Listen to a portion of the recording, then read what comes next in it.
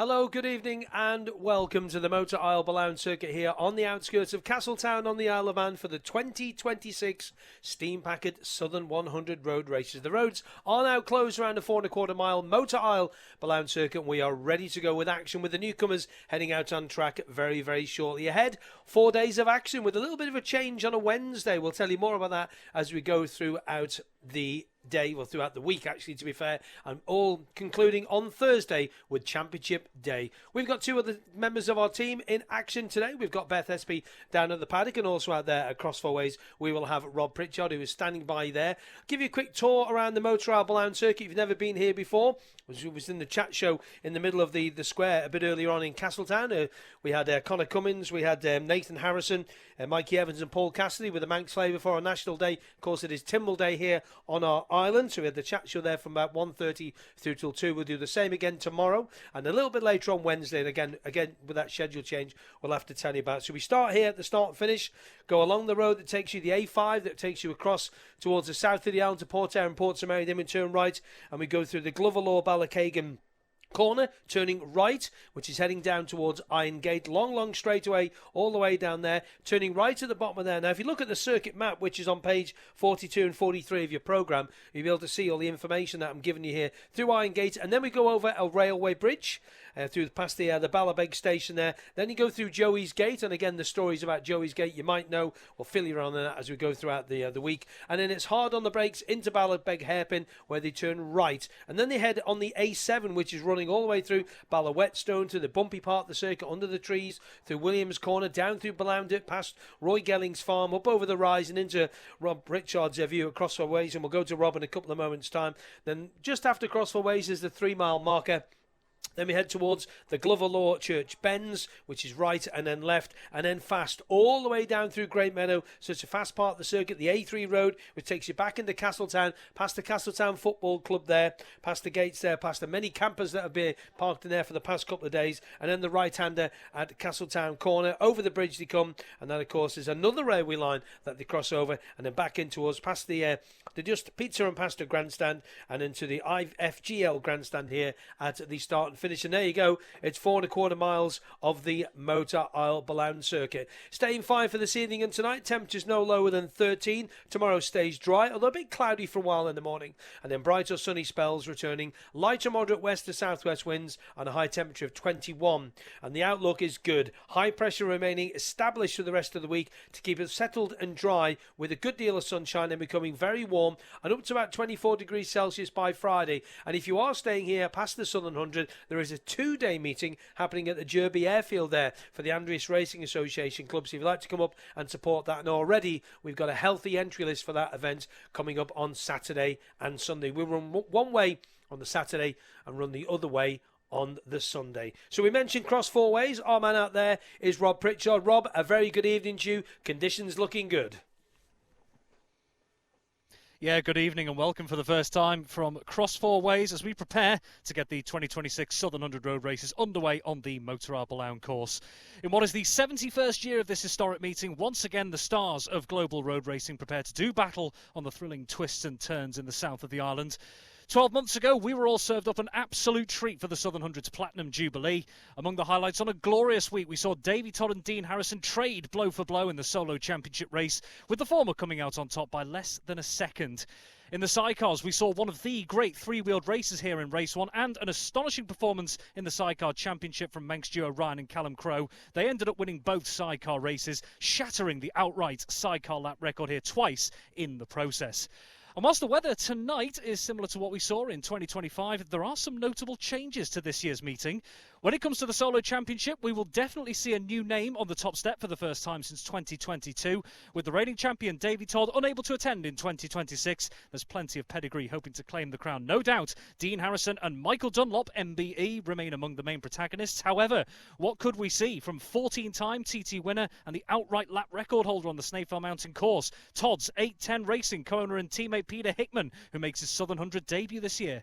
Could Manxman Connor Cummins make an impression on his return to the Southern 100 for the first time in 12 years? Could someone else outside of those steal the show? We wait and see. Elsewhere, one of the major alterations comes in the three-wheeled racing, with modern F2 machinery excluded from this year's meeting, whilst those in the sport look into the current uncertainty around the class on the island. There's an encore at Balaun for classic sidecars in their place for 2026, the result of major efforts from competitors and organisers to make sure that, whilst we seek answers on the long-term future of modern sidecars, three-wheeled racing action remains a part of the Southern 100 in the here and now. And outside of all of that, the Southern 100 is still a hub that welcomes the newer faces to road racing. Nearly 30 newcomers across the board entered, whilst, more generally, the international status of the races remains apparent, with representation from the Isle of Man, UK, Ireland, France, Belgium, Austria, Australia, the United States, and more.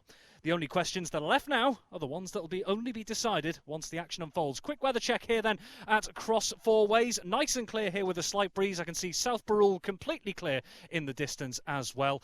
One bit of a change, I suppose, since I arrived here around an hour or so ago. Because the sun has gone back into the clouds, it has got a little bit cooler. So the temperature just dropping a little bit slightly as we head into the evening's action. But weather still looking very positive indeed. Plenty out here at Cross Four Ways as well to spectate this opening qualifying session. The 2026 Southern 100 road races await. In the meantime, back to you, Chris.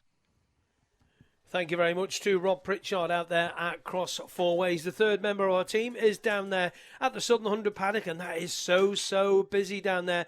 Lots of colours, lots of sounds. Not like the pre-TT. You won't have the smells of the Castrol, but you will definitely have all those wonderful sounds. And it will be, like Rob said, about 27 newcomers scheduled to go here in the solo class, and they're going to be going out. And, of course, they have to wear the orange bib. They've not been here before, and they'll be taken around and do their familiarisation laps, as it's called. And I'm sure Beth Espey down there at the Southern 100 paddock, it's building. It really is, and you're just talking about one of the newcomers here, and I'm standing with Julian Trummer. Not used to seeing you in an orange bib. How are you feeling right now? Pretty good. Thankfully, I've made it here. I really wanted to get here for the past at least 3 or 4 years now, and finally we're here. So thanks to the Smith boys and TC Racing team, they brought me here. So happy enough. And it must be so strange. I mean, obviously you're used to doing 37 3/4 miles lap around the mountain course. This is very, very different. How do you prepare for it? Well, to be honest, it felt quite different when I arrived here yesterday. Usually it's always for the Classic TT or the TT, so it was a bit of a different vibe going on, not doing the mountain course. But I've done loads of laps on in the higher car, and I'm feeling good, well prepared. So hopefully it all makes sense. And who have you got with you? Sorry? Who have you got with you? I've got Smith Racing and TC Racing crew with me, so they're helping out again. So thanks to them boys. Oh, wonderful. Have a great first time out there, Julian. Cheers, thank you. Julian Trummer there. So a sea of orange bibs down here because, as you mentioned, Chris, it is going to be the newcomers who go out first. I'm just going to wander over and speak to another one of those. This is Nick Round from Randy Racing. Nick, welcome to racing here on the Isle of Man. How are you feeling? It's a dream, isn't it? Yeah, I can't believe this is about to happen, so it's brilliant, isn't it? Yeah. Thank you. And I saw you earlier. You have a little racing mascot, shall we call her? Yeah, Mabel was with me at the side of it, yeah. So just chilling out.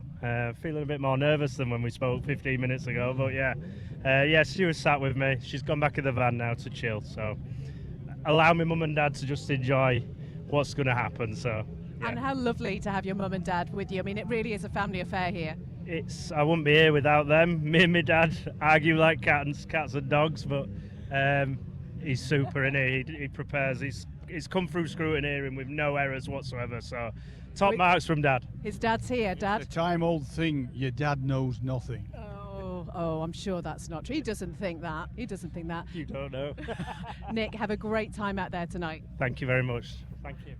So Nick Round there, just getting some information over the tannoy. I don't know whether there might be, Chris, a short delay to the start. If you hear anything on that, then just let us know. But I'm just going to wander over and speak to Rob Hodson, who's looking very chilled out here. Rob, welcome back to the Isle of Man. How are you? Yeah, it's nice to be back. Yeah, all good. So we've had a couple of days just tinkering with the bikes and chilling out a little bit. So yeah, we're looking forward to getting going now.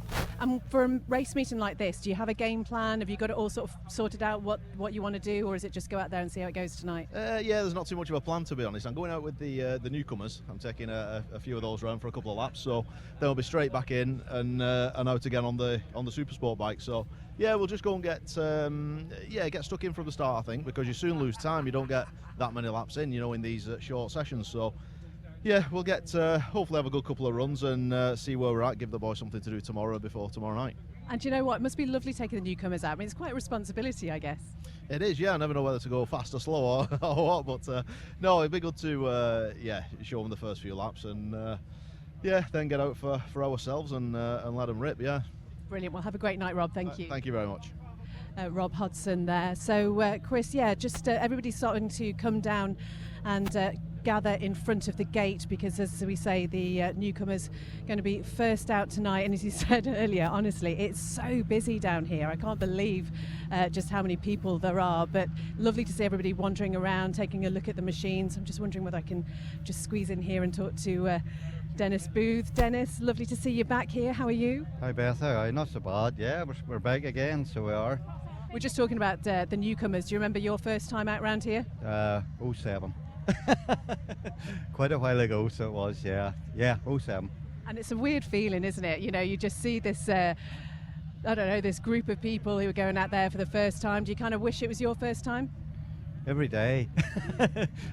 No, here, listen, time goes on, as you know, Beth, and yeah, it's, you know, when you look around, you go, listen, it is what it is, you accept it and you go enjoy it, and, you know, and it's nice to see guys, you know, coming and, you know, basically moving up to the step where I was one time, but no, you can't turn back time, sure you can.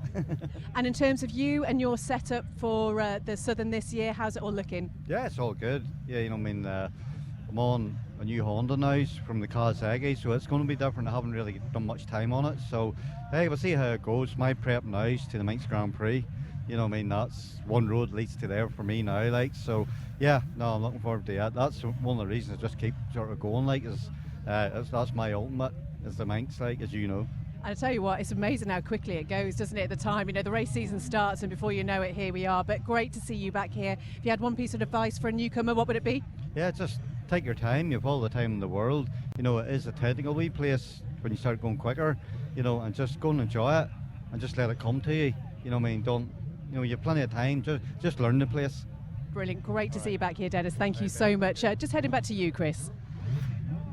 Yeah, thank you, Beth. There was an announcement given to you there on the paddock a few moments ago. Unfortunately, there is a car that is down on the runoff area, which is down on the exit of Castletown Corner, so basically heading down Maloo Street. If you know Castletown, you'll know exactly where I mean.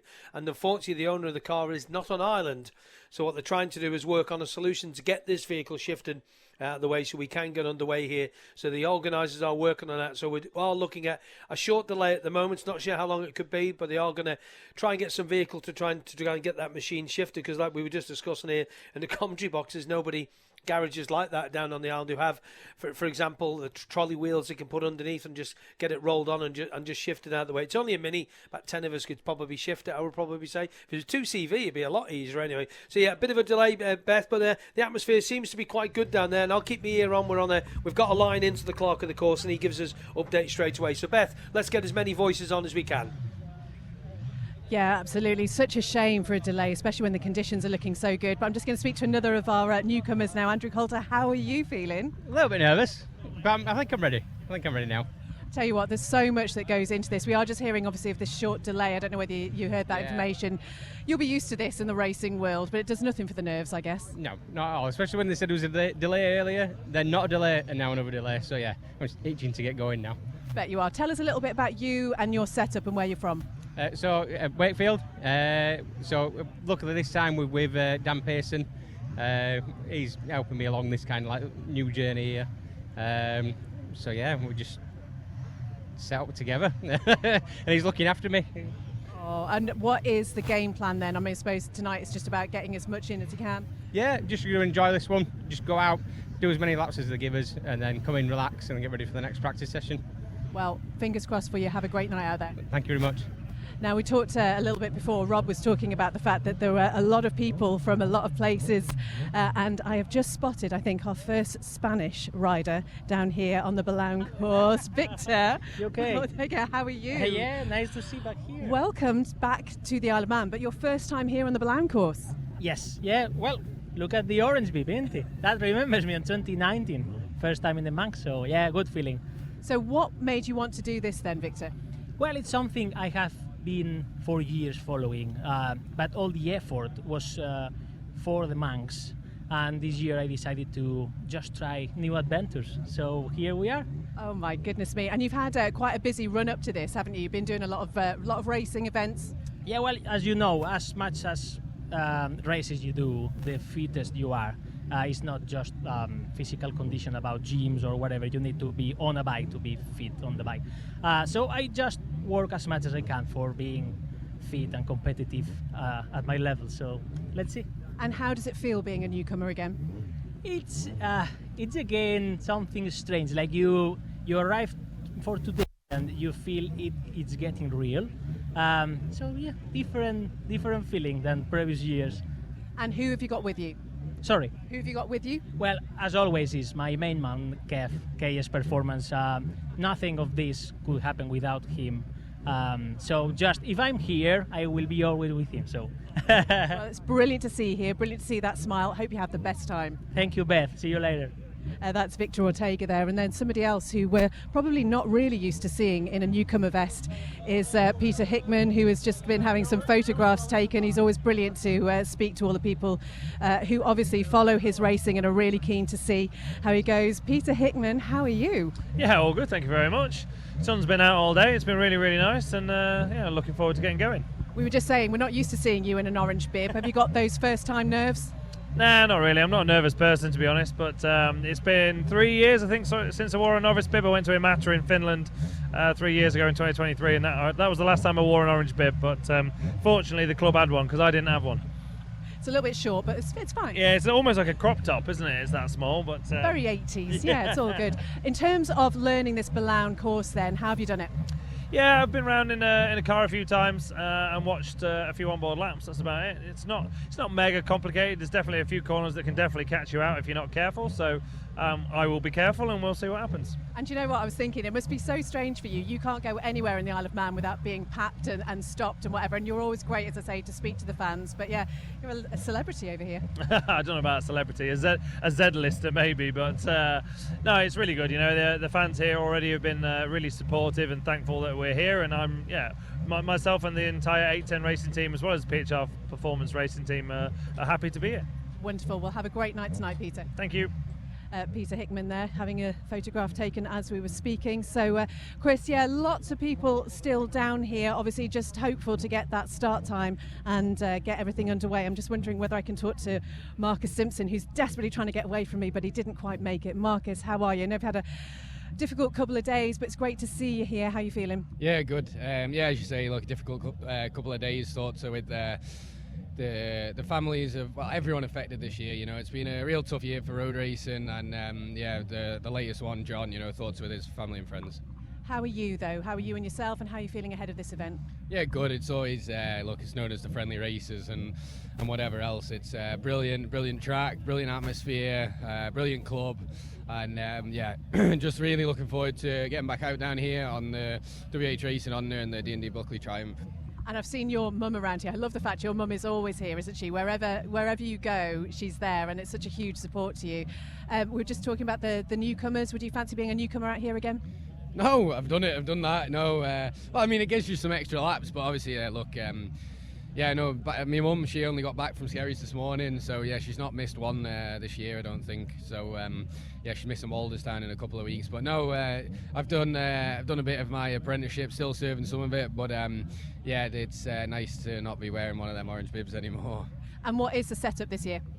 In terms of what? Machine and whatever. Yeah, so like I've got the Triumph, the 765 Triumph, D&D Buckley Racing, and the WH Racing on the Fireblade, and I think we're looking at maybe changing one or two, probably more likely two bikes for next year.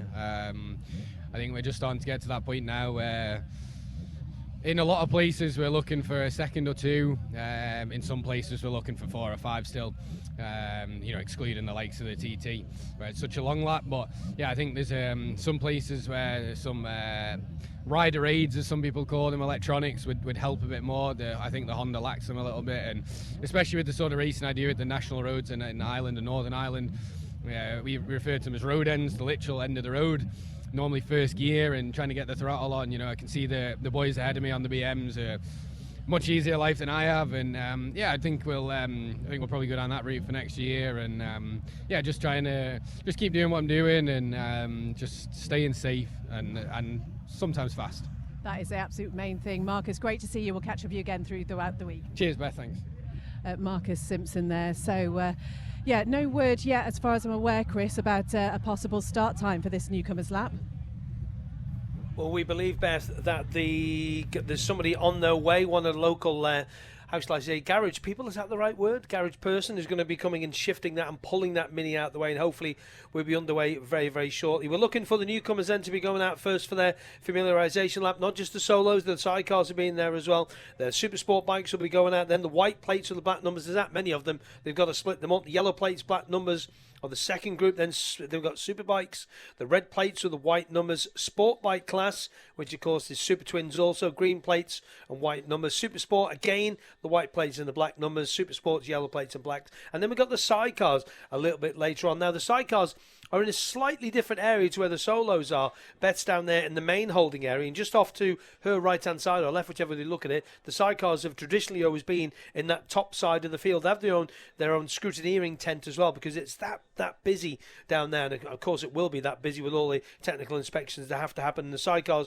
will be there. And we're of course going to be looking at the sidecar entry in detail when we get there a little bit later on. Of course, as Rob quite rightly said at Cross 4 Ways a little bit earlier on, sidecar is not going to be the F2 machines. It's just going to be for the classic sidecars. You've got people like Dave Molyneux and Dan Sale. Got Carl Fennick and Jakey Roberts, Kieran Clark and Rob Koppock in there as well. Alan Thomas, Andy Miller, Adam Holden, Trevor Johnson, Adam Pope and John Christopher, Will Smith and newcomer driver and Andy Smith, Alan Warner and Josh Saunders, Greg Lambert hoping to be past fit, not sure if he has been told that he's been past fit again. He obviously got a bit of a whack there at Scarborough the other week. He's got Andy Hayes, or should have Andy Hayes in the chair with him, and Tony Bannister and James Salisbury on their newcomer passenger there is James. So hopefully we'll get those guys out on track a little bit later on. Now I believe they are two course cars you're just coming back there. So if you've never been to the Southern 100 before, we obviously have the course cars have to go out and make sure that the roads are all clear. We also have the travelling marshals. 3 of them in total will follow them round 2. There's one station at Ballabeg and the other 2, both here at the start line, and they'll be set off on their way in a few moments' time. So the inspection car has come here now, and we believe the truck is on its way to move that vehicle down there at the Castletown corner. So let's quickly head back out to Cross 4 Ways just to Rob there for a minute. Rob, and your thoughts on the Southern 100. I mean, it's grown. You've been doing this last 3 or 4, 5 years now, I think it is, and this event's getting bigger and bigger and attracting the names like Dean Harrison, Michael Dunlop, Peter Hickman to name, Connor Cummins to name but a few. It's getting bigger, isn't it? It is indeed. I think the perfect example of that is the Supersport, the 600 class, if you will, however you want to term it as well. When you think the fact that in the last couple of years, and again, as I suppose you sort of alluded to a little bit, Chris, there, is the fact that this wasn't necessarily the case when I first started out at this post, taking over from the brilliant Roy Moore back in 2022. They've had to split the classes because there are so many other riders able to come in. But I think that's, in some ways as well, of course, the riders have to prove their capability to be a newcomer here and make sure that they're safe out on course and that they'll want to be competitive as much as possible. But it'll also be a bit down to word of mouth as well. The Southern 100 is very well known within the road racing side of things, not just in the UK and Ireland and on the Isle of Man, but around the world as well. So word will have been getting round over the years. And of course, this isn't just something that has happened in recent years. This is something that's happened over decades as well. And the fact as well, coming back to what you were saying there, the quality of riders that we see year after year and who we've seen in the past as well. I don't think I'd have time to go through all the names that have graced this 4 1/4 miles, but you think of the likes of Joey Dunlop, you've got Tom Heron, Phil Reed of World Championship fame in there as well.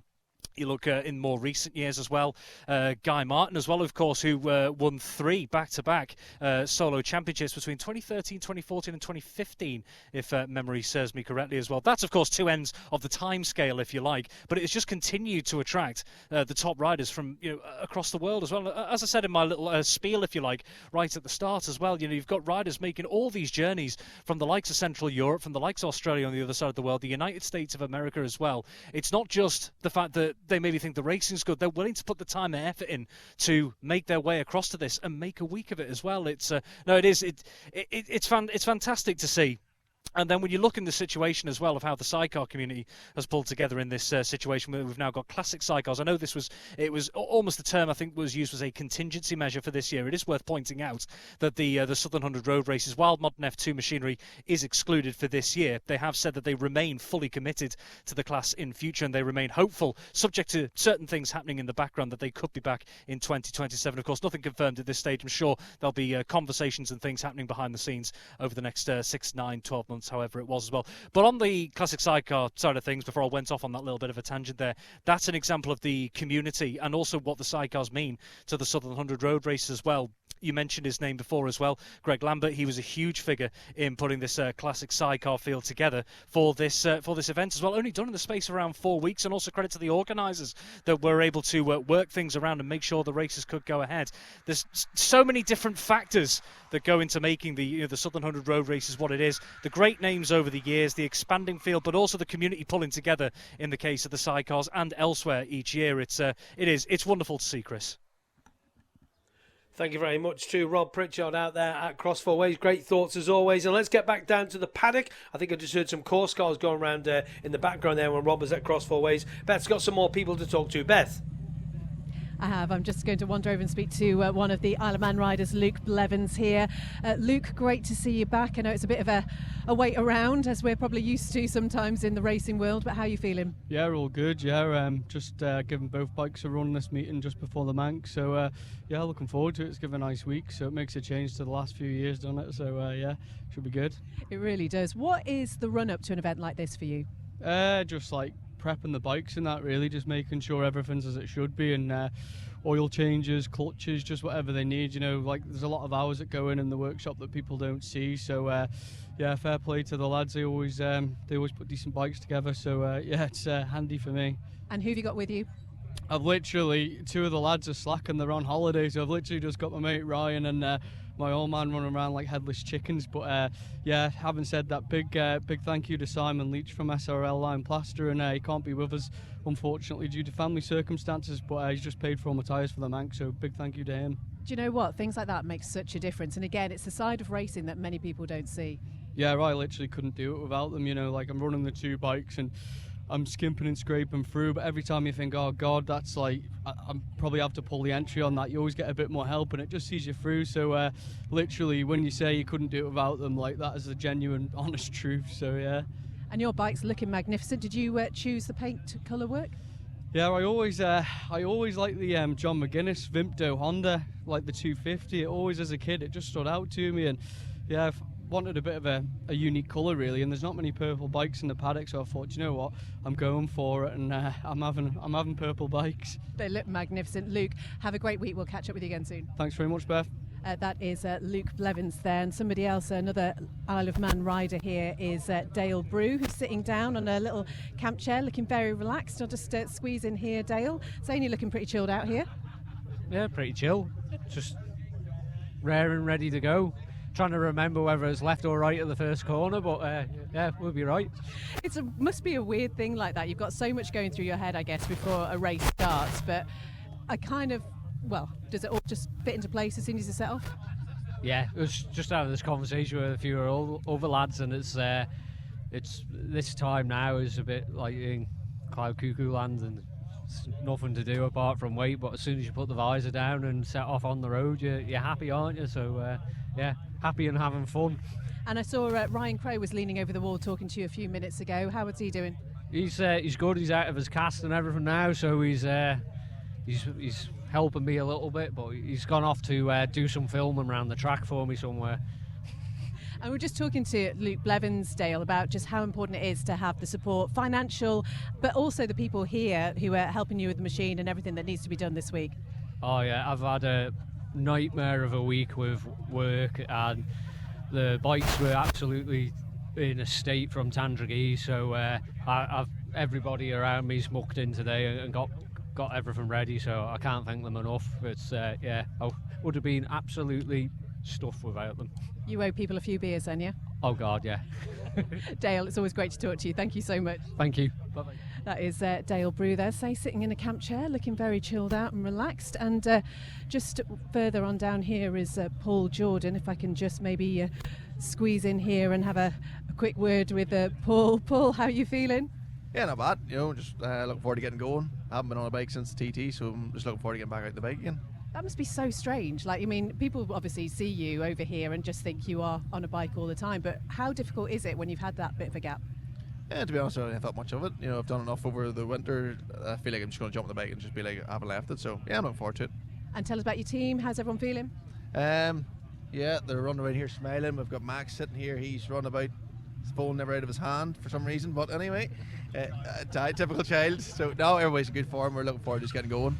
And we're talking again, obviously, about the newcomers just waiting to get out there. Obviously, unfortunate about that delay. But what do you remember about a newcomer around here?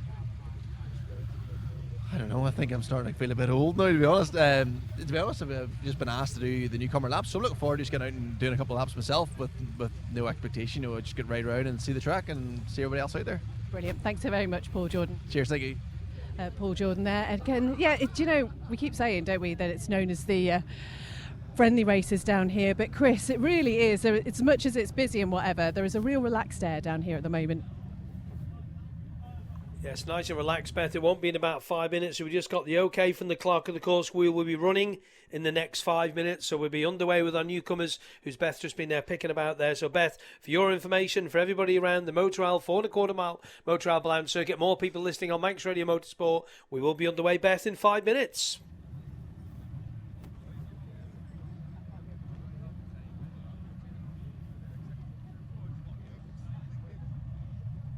Just seems to have lost Beth there for a moment. I don't know if you can just hear me, Beth. I know it is pretty busy down there, or it does sound pretty busy down there. So the newcomers will be going out. Let's give the newcomers a name check then. Peter Hickman, we heard from him a bit earlier on. Nicholas Round on the number 30 machine. Peter Hickman, of course, with his number 10. We also heard from Victor Ortega, he's going to be running at 37. 39, Dermot Cleaver, he's going to be running at 39. Cole Rogerson at 43. Blake O'Hare, he's going to be running at 47. Joey Lambden at 56. Seb Evenden on 58. Jack Andrews on 60. If you go to page 56 of your programme, it's got all the information on there, by the way, okay, just to keep you updated on that. Jack Andrews at 60, as we said. Jack Griffiths at 62. Russell Taylor at 64. Adrian Hodson at 67. And we got Steven Ballavoine at number 71, and then we got Michael Knorr at 73, 74 Daniel Nourish, 78 Grant Atchison, number 80 Greg Pym, 81 Corin Smith, 86 Andy Coulter, 88 Brad Byrne, 89 Christopher Ganley, Julian Trummers we heard from Beth earlier on the number 91 bike. Then we got 94 David Nelmies. Adam Rayner in there as well at 97. 98, Eamon McKeown. Then we got Martin Morris at 101. And Bridget LeBeur at number 121. And in the side cars, we do have a couple of newcomers just to give you a little mention. We did mention them just a little bit earlier on. We'll go back to Beth in a minute because we'll be underway in a couple of moments' time. We've got Rob Kophock in the chair of number 9, Kieran Clark. We've got Will Smith driving the outfit 32 with Andy Smith. And as we mentioned before, number 70, Tony Bannister, newcomer passenger in there of James Salisbury. So we'll be underway very shortly. And it's going to be a big mixture in here as well. Obviously not going to be any times for the newcomers. And again, if you want to follow the timings, all available on the Speed Hive My Laps page. Just search for the Blount circuit. You'll be able to search it. You will be able to get the time. So ready to go in about 3 minutes, I think. Beth, are you in position? Yeah, we're just waiting here by the gates to say everybody now just getting ready to go. They are putting their helmets on, and definitely the sense of anticipation has raised just a little bit. So where we're standing, there is a board that says next session. It's got the orange plate on there to say that it's the newcomers obviously going out first. We spoke to Rob Hodson, who is going to be leading some of the newcomers out, and Paul Jordan as well. And people now just walking down just along the bypass road there just to get the best vantage point, wanting to see the people going out. Obviously it's going to be hopefully slow and steady to be the start of this. The tyre warmers just being checked on some of the machines and being taken off. So yeah, it's just looking forward to getting going, and just unfortunate, as we keep saying, about that slight delay, but that is racing here on the Isle of Man. You just never know what is going to be happening. I wonder whether I can just speak very quickly to Radley Hughes, if I can just jump in here as he's getting ready. Hi, how are you feeling? I'm alright, thank you. Just waiting to go like everyone else.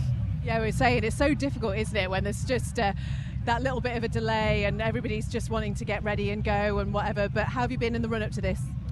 Okay, really. Just waiting to get out. Just can't wait to get going. Tell us about your team. Who've you got with you? As myself, we've got Ben riding, Corin riding, Brad riding, and we've got Andy Castle and Frank helping us out. And how much does it mean to you to have the support of people, because they're here with you all the time, aren't they? Yeah, well, you can't do it without, really. You couldn't do it on your own, just trying to move the bikes around, get the warmers on. It's just one less thing to worry about. Brilliant. It's great to see you back here. Have a great night. Cheers, thank you. As Radley Hughes says, you heard that klaxon going in the background, so now that means that the gate is going to be opened and they'll be able to make their way down to the dummy grid, which is what we have been waiting for.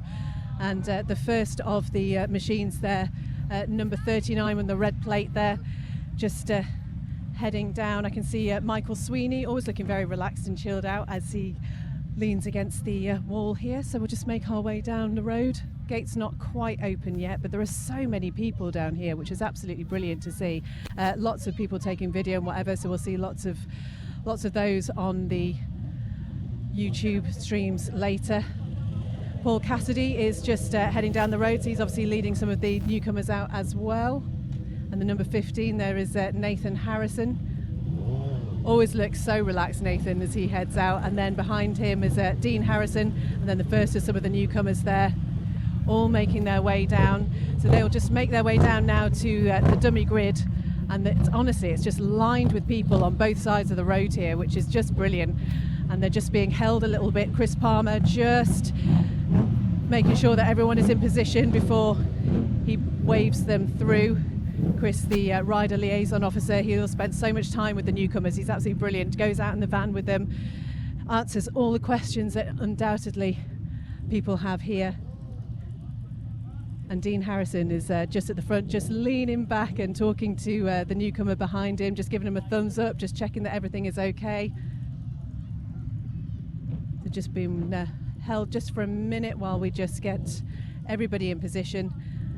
Paul Cassidy just being pushed up to the front here. Chris Palmer is doing a great job of organising everybody. Doesn't need a megaphone. We're just making sure there are the right number of newcomers behind each rider. And it must be such a nerve-wracking thing at this point in time.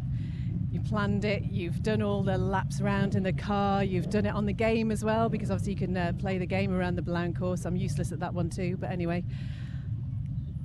But this time it is for real. They're getting a little bit of a thumbs up here. Chris Palmer just running down to the front, and Paul Cassidy now leading them down the road. So they are now heading their way down to the dummy grid. I think you can hear them. As you say, I think 27 newcomers, which is just absolutely brilliant. A sea of orange just heading down there, waiting to get the go-ahead and get those first crucial laps underway. See Peter Hickman going past in his crop top newcomer's bib. You won't miss that one. But lots of waves and thumbs up from the people all along the sides of the road here. So they're just now being held in the dummy grid, just make sure everything is in place, make sure everybody is absolutely ready. Beautiful conditions down here, genuinely could not be better. It's not too hot, not too cold, a little bit of a breeze, but nothing major to worry about weather-wise, which is quite a different story, as we heard, to what we've had in previous years. And then the marshals just at the end of the dummy grid will just be making sure that everything is in place. The travelling marshal will be leading them off. And then, as I say, we'll get those first laps underway. The sidecars now going through, so the sidecar newcomers just making their way down as well. So they will be at the back of the grid. I've had to find my spot on the wall again because being rather short, can't actually see very well, but just looking to see if the gate at the bottom of that dummy grid is being opened, and then they'll be making their way round. So it's a sea of orange down there. There's so many people. What a fantastic event. So the barrier just being put down now, so everybody is in position and waiting. And the travelling marshal sets off, Chris, and they are on their way. Excellent stuff, Beth, and I can imagine the sea of colour that you've just painted there to everybody listening here on our island and, of course, further afield on Manx Radio Motorsport. And we appreciate you listening to us. You can listen around the circuit, by the way. It's on the 87.9 FM transmitter, and also it is on AM 1368. And, of course, don't forget you can listen via manxradio.com, via the Manx Radio app, which is free. And, of course, AM 1368, as we said. So the newcomers making their way around this lap. And people often say, why have they got to do the lap? Well, they have to do the lap because it is actually in the regulations. They have to do it. And, of course, we have instances at the TT where riders haven't done that familiarisation lap and they're pulled over somewhere, say Sulby Bridge or something like that. And the next session, they have to get them out and they have to do the lap. It is in the rules, as we say. So 27 machines are going to be out there of various capacities, various sorts of machines in there. And again, if you want to pick the easy way to pick the numbers out, so you don't have to do it in class, just page 56 of your programme. It has the whole field. The Ellen Vannens Fuels Solo Championship has the whole field in there as well. One non-starter we have been notified of, and we will go through the non-starters before we start each race here at the Southern 100 for 2026 around the 4.25 mile Motor Isle Ballown circuit, is Israel Gillette on 122. He is not going to be here this year. So the newcomers are heading out a little bit later than they've scheduled. And let's get out nice and early to Cross Four Ways. Let's get the build up as those orange bibbed machines head towards Rob Pritchard. Indeed, you mentioned Israel Gillette not part of the meeting then, and another notable absentee, if you hadn't seen the news already as well, is number 36, Jamie Coward. He confirmed on his social media channels last week that he won't be able to take part in the Southern 100 road races this year. It's a meeting that he's particularly fond of, and of course previously at the Pre-TT Classic here at Ballown as well. But Jamie Coward, he won't be involved this year as well, so hopefully we'll be seeing Jamie Coward back on Ireland, if not later this year at something like the Classic TT, then maybe at the Southern 100 in 2027. And these riders are going to be learning all the little foliables about the Ballown course as they make their way around, particularly just how tight it is when they make their way through Ballabeg Hairpin as well. Yes, it's a slower corner, but you've got that upward camber to deal with, and when you're in the middle of a field, particularly if you're among those many newcomers in the 600 class, it can get right old busy through Ballabeg Hairpin. And as they start to make their way towards us, we could just hear them in the distance. They'll be making their way through those S's from Ballabeg right up towards us, through the trees and past the likes of Ballawhetstone. Once they start falling down into the dip in front of us, they'll have that long run all the way up here towards Cross Four Ways. Once they do get going, once those time laps start, and particularly when racing gets underway, this is one fantastic spectator point here at Cross Four Ways. It's really one of the attack points of the 4.25 mile Motor Ballown course as well, and the different lines that you start to see riders taking. That is all to come, though, in the time practice and the racing to come throughout the rest of the week. But right now, as you've quite rightly pointed out, those riders will just be getting used to things, just getting a little bit of a sight of how things are here. One thing that does seem to catch maybe the less experienced riders here out at Cross Four Ways on occasion is just how sharp the right-hander actually is here. I wonder if some, maybe because you don't have a vantage point, you've got the cottage on the right-hand side that they have to make their way around as well. You maybe just have a bit of an idea of, is that a 90-degree right-hander? It isn't. It's tighter than that as well, and especially if you're in a busy field and you don't have the experience, perhaps it's just something you have to work out. Here comes the convoy, led by the travelling marshal. Who's that at the front of the field here? That is the number 3 machine of Dean Harrison leading them out as well. So 39 and 94. There's 67. That's Adrian Hodson. Number 5, 97, 71, 62 and 88 through here. Nice and straightforward. One of the more experienced riders in there is Nathan Harrison, the local man as well, just leading them round. Number 81 on the way through on one of the red-plated machines, so that's a superbike there. Whole scutch of machines here. We've got 1, 2, 3, 4. There's Rob Hodson, who we heard from just before, that's leading out the newcomers convoy on the way through there. Plenty in tow. And also Connor Cummins out there leading a few of those newcomers round. There's Peter Hickman in his orange bib. Doesn't matter if you're a 14-time TT winner, if you're a newcomer here, you have to follow the rules. And indeed he is on that beautiful Swan racing machine. Just pops a little wheelie on the exit across Four Ways there. This is a newcomer's lap. This is a sighting lap, Peter. Give it time. A couple more towards us now. 4 more machines into view. That's number 17. That's one of the sport bike machines on the way through as well. 1, 2, 1. That's Bridget Lebert. Number 80 and 73 on the way through as well. So that's Greg Pym and Michael Richard Knorr. Travelling marshals now. The sidecars. Here's Kieran Clark and Rob Copper. To you, Chris. First lap of the Southern 100 2026 just about to be completed. Traveller Marshall across the line with Dean Harrison in there too. With number 39 also in the mix there too, just going past us. 39 Dermot Cleary as they stream through.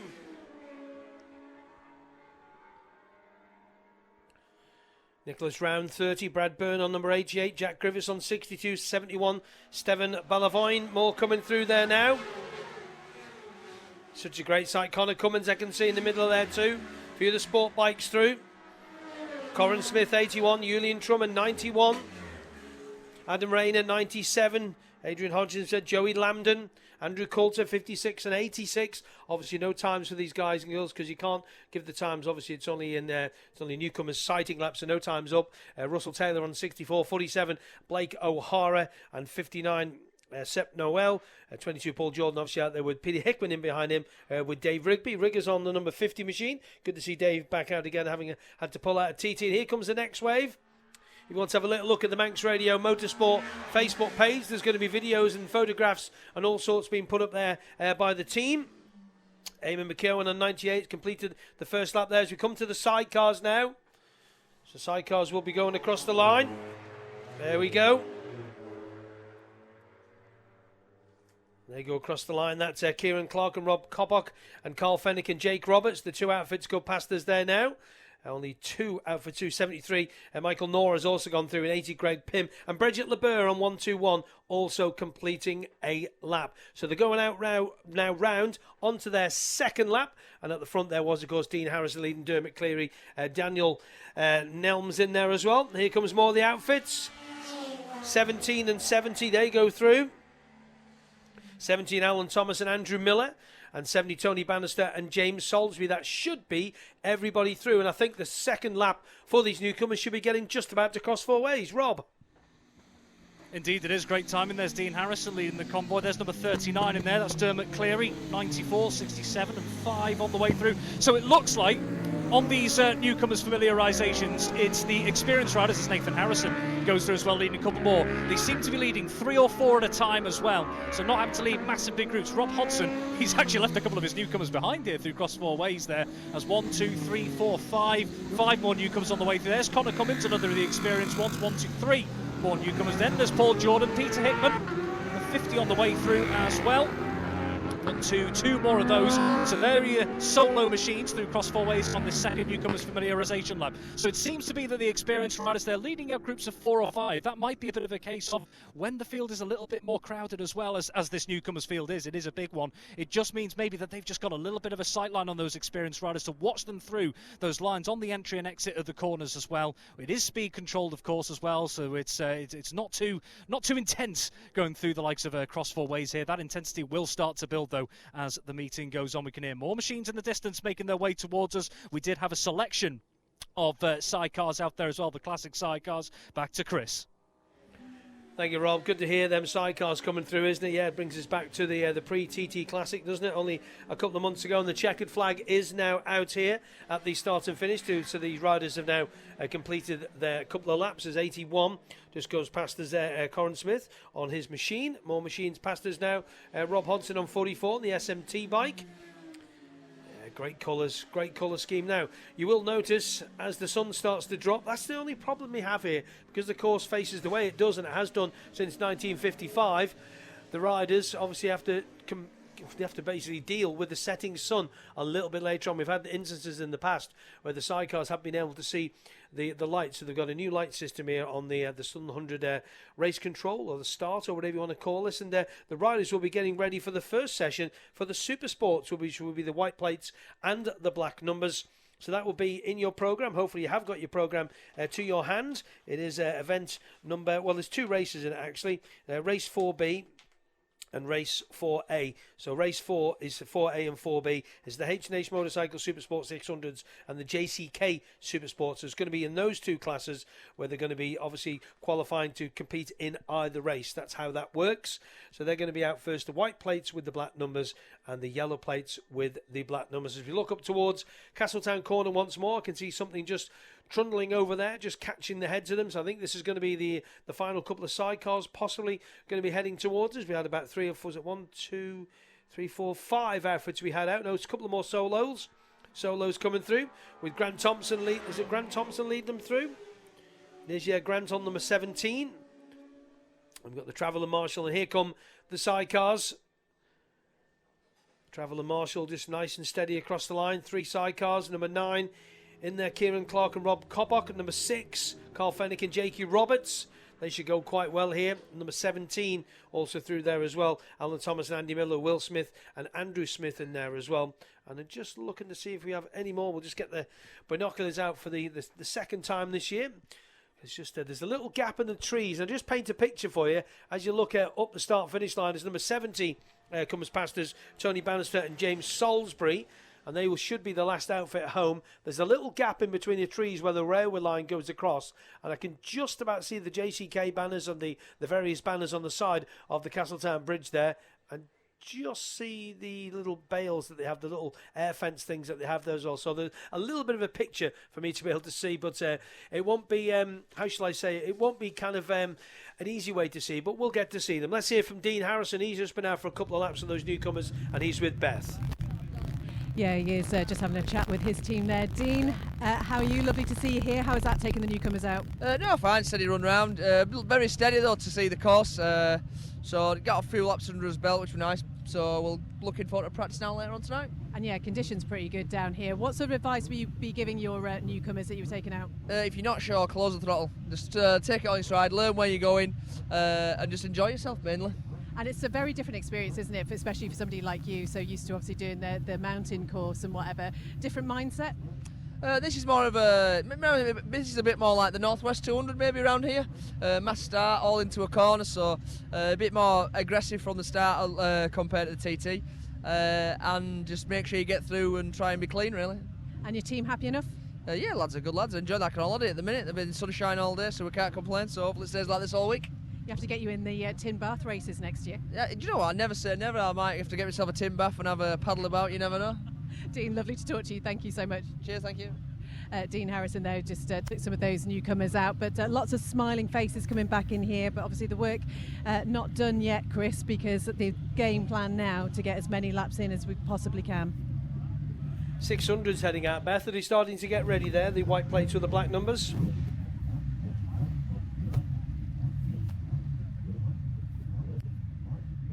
Yeah, just apologies. Just having a few tech issues down there with Beth. We will sort that problem out. And I think Ed, our engineer, is he on the case, Ed? No, he's on the case. He's on the case. He is, yeah. Brilliant stuff. So the 600s then, we're looking at this. We're looking at the Super Sport 600s. Who can we look at in this? Mike Brown, previous winner, of course. Michael Dunlop in there, so there'll be another one to watch. Could we see another Mikey Evans at 600 race last year? Rob Hodson was in there. Joe Yeardsley also in there. Some cracking race last year. 22. Paul Jordan. He'll be definitely another man to watch there on the 600s. That, of course, as you said, page number 34 and page 36 on your programme. Michael Sweeney, of course, he'll be looking to go well in his R6 machine. Lots of newcomers in there too. Lots of names to look out for. Grant Thompson, Kevin Keys on the Darracor racing machine. He could be another runner to go well. Had a good run at Tandragee the other week as well. And, of course, he'll be heading out on track very shortly. Good thing is we've got good communication with our guys upstairs here, so they keep us up to date. Hopefully, we might have Beth back on the line now. Beth, are the 600 white plates with the back numbers getting ready to go? Not just yet, but let me just talk to oh, there we can hear the klaxon. Andrew Coulter, very quickly, how was that? That was amazing. That was brilliant. Really good fun. Got held up a little bit, but other than that, it was, yeah, that was amazing. That was everything I've been waiting for. Well, good to see you with a big smile on your face. Anything that surprised you? No, not really. I think I've done my homework, like for the mountains and stuff and everything. So I've been very prepared for this. So this, yeah, that was better than what I thought it'd be.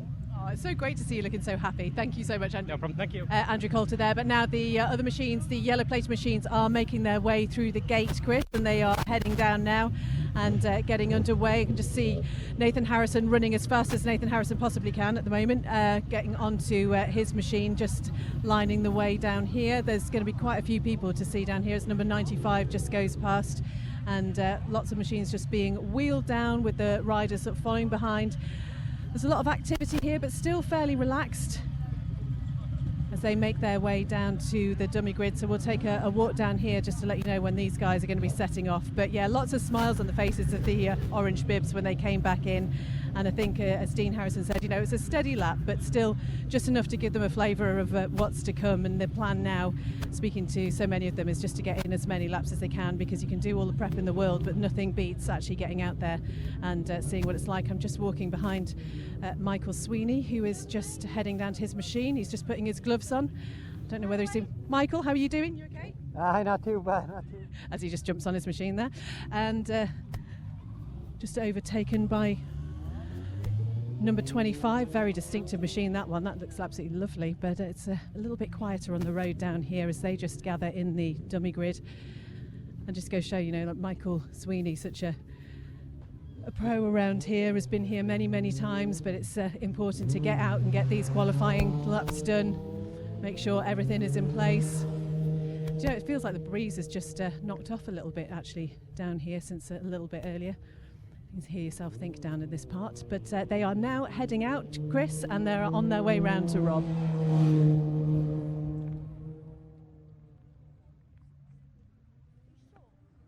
Thank you very much to Beth down there at the paddock area, the Parc Fermé area, and of course Splashes of Colour will be heading out. They'll be heading out towards what we call the hedges, which is the hedges alongside the corner that takes them to Ballakegan, and these little 600s absolutely screaming as he dropped down past the 1 mile marker on the A28, which takes you towards Colby and Ballabeg, and then he'll get across. If you look at the programme and the map, Iron Gate is a lot tighter than what Iron Gate looks in your programme. Believe you me, page 42 in your programme, where they go over the railway bridge there, and it's a good spot to watch on the inside, where you can watch on the outside there. Restricted access, obviously, when you're in.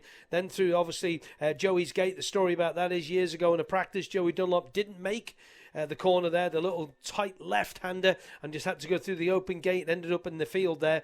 That's now, it's obviously been known Ballinores, Joey's Gate. Then turn right at Ballabeg, hairpin, past the 2 mile marker. A good spot to watch that. Big crowds in there. There'll be lots of spectators, I'm sure, on the left-hand side on the approach into there. Then in through Ballawhetstone, past the Hamptons Farm on the A7, which runs you all the way through past Roy Gellings. Roy Gelling, a well-known local sportsman, snooker player, etc. And a good old egg, to be fair. Heading towards William Corner, through Ballown Dip, and heading towards Cross Four Ways. It's the 600 Super Sports. They're out for their qualifying. Let's go to Rob Pritchard. They are indeed. Here's the first two. It's number 22, Paul Jordan, and number 5, Paul Cassidy, who've just moved away from the rest of the field on this opening lap. Number 12 on the way through. That's Joe Yeardsley. Only time for number 7, 10, 15, 23, 50, 92, 4. There's Mike Bratton, JD Williams. Great to see him back on the Isle of Man as well. He had to withdraw from the Isle of Man TT races. I know he said at the time it was circumstances beyond his control, but great to see him back on the island. 9, 35 and 17, as well as number 52 on this opening lap. That's Mark Jackson. Number 54 as well, John Marsh, another in behind as well. Big field this, so 91, 51, 65. And number 2, Dominic Herberton, and Julian Trummer, the newcomer at the front of that little pack. 2 more on the way through.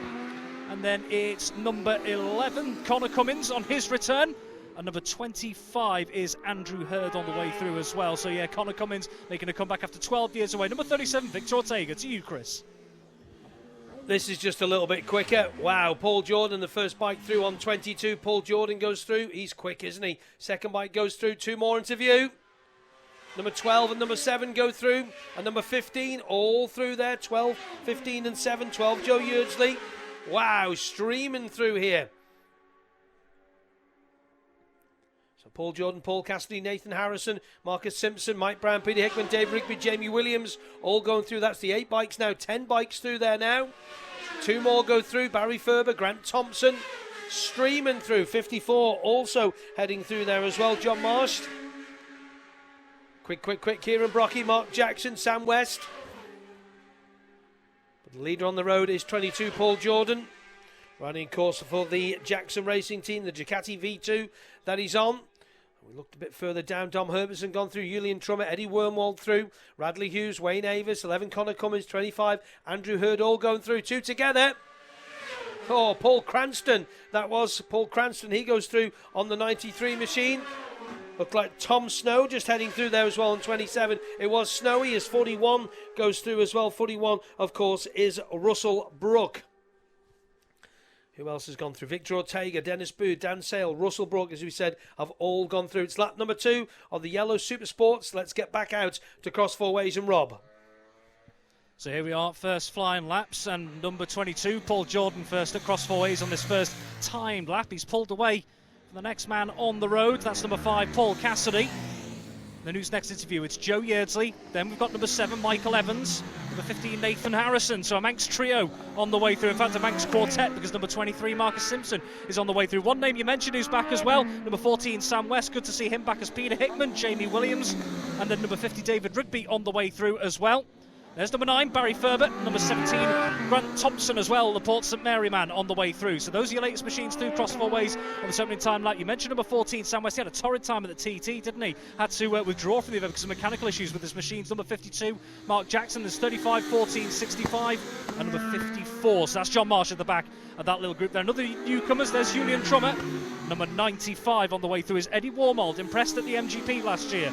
3 more machines through cross 4 ways here, and number 4, Mike Brown, is on the way through. To you, Chris.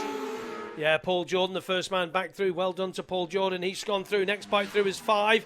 Cassidy, then it's 12 and 7. Then it's Hickman on 10.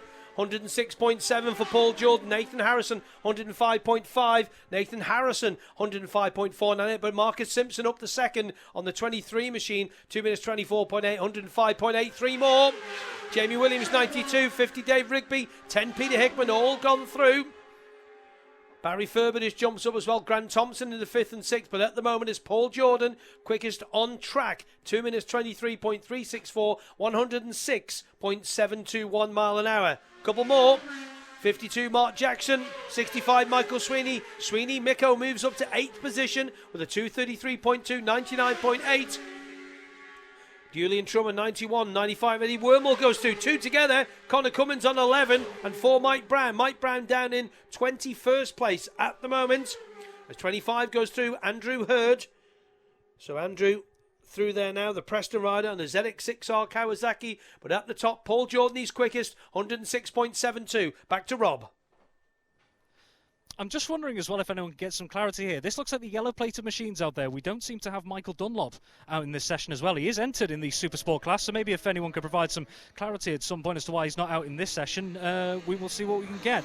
There is number 22, Paul Jordan, so the early pace setter, very early days, of course, through cross 4 ways, but he is pulling some way clear on the Jackson Racing machine. He's a man pulling away from the rest of the field there. Next interview, couple of seconds back, is number 12, Joe Yeardsley, then Paul Cassidy, who's now being overtaken on the road, 7 Michael Evans, Nathan Harrison and Marcus Simpson. Whole host of Manx riders on the way through cross 4 ways there. So Michael Evans just moving ahead on the road of number 5, Paul Cassidy as well. We're starting to see some of the gaps opening up in the field as 1, 2, 3, 4 make their way towards us. It's number 92, Jamie Williams, then Dave Rigby.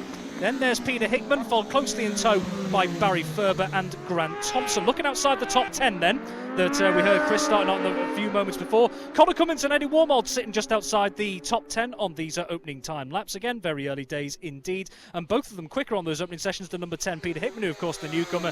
Number 65, Michael Sweeney on the way through, 8th quickest on that opening lap. 52 and 54 on the way through, Mark Jackson and John Marsh. John Marsh 15th and Mark Jackson 14th on those opening laps. 2 more machines. There's Mike Brown, 35, Julian Trummer on the way through as well as numbers 95, and Connor Cummins on the way in that little pack on the way through cross 4 ways as well. Second time laps, we're starting to get more times coming on the way soon as 2 more machines interview here across 4 ways. There's number 25, Andrew Hurd on the way through as well.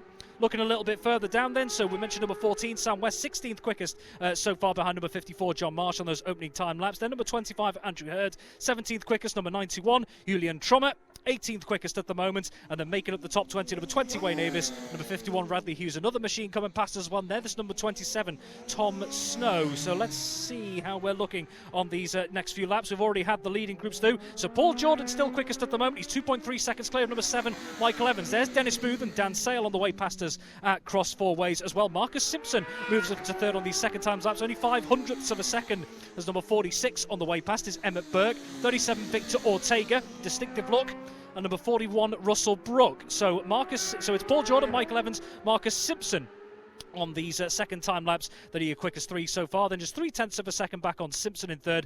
So in 4th, I should say, is number 15, Nathan Harrison. Then completing the top 5 is number 4, Mike Brown, 1.6 seconds back on Nathan Harrison. Mike Brown, who, as we've mentioned already, is quite a way back in the order there. So he's having to make his way through a little bit of traffic at the moment. Here we are on the latest time laps. Number 22, Paul Jordan, passed us yet again. 2 minutes 22.253 is the benchmark that he's set so far. Just over 2 seconds clear, as I mentioned. And number 7, Michael Evans, who was making up ground in that Manx quartet on the way through. Here's number 12, Joe Yeardsley, on the way through as well.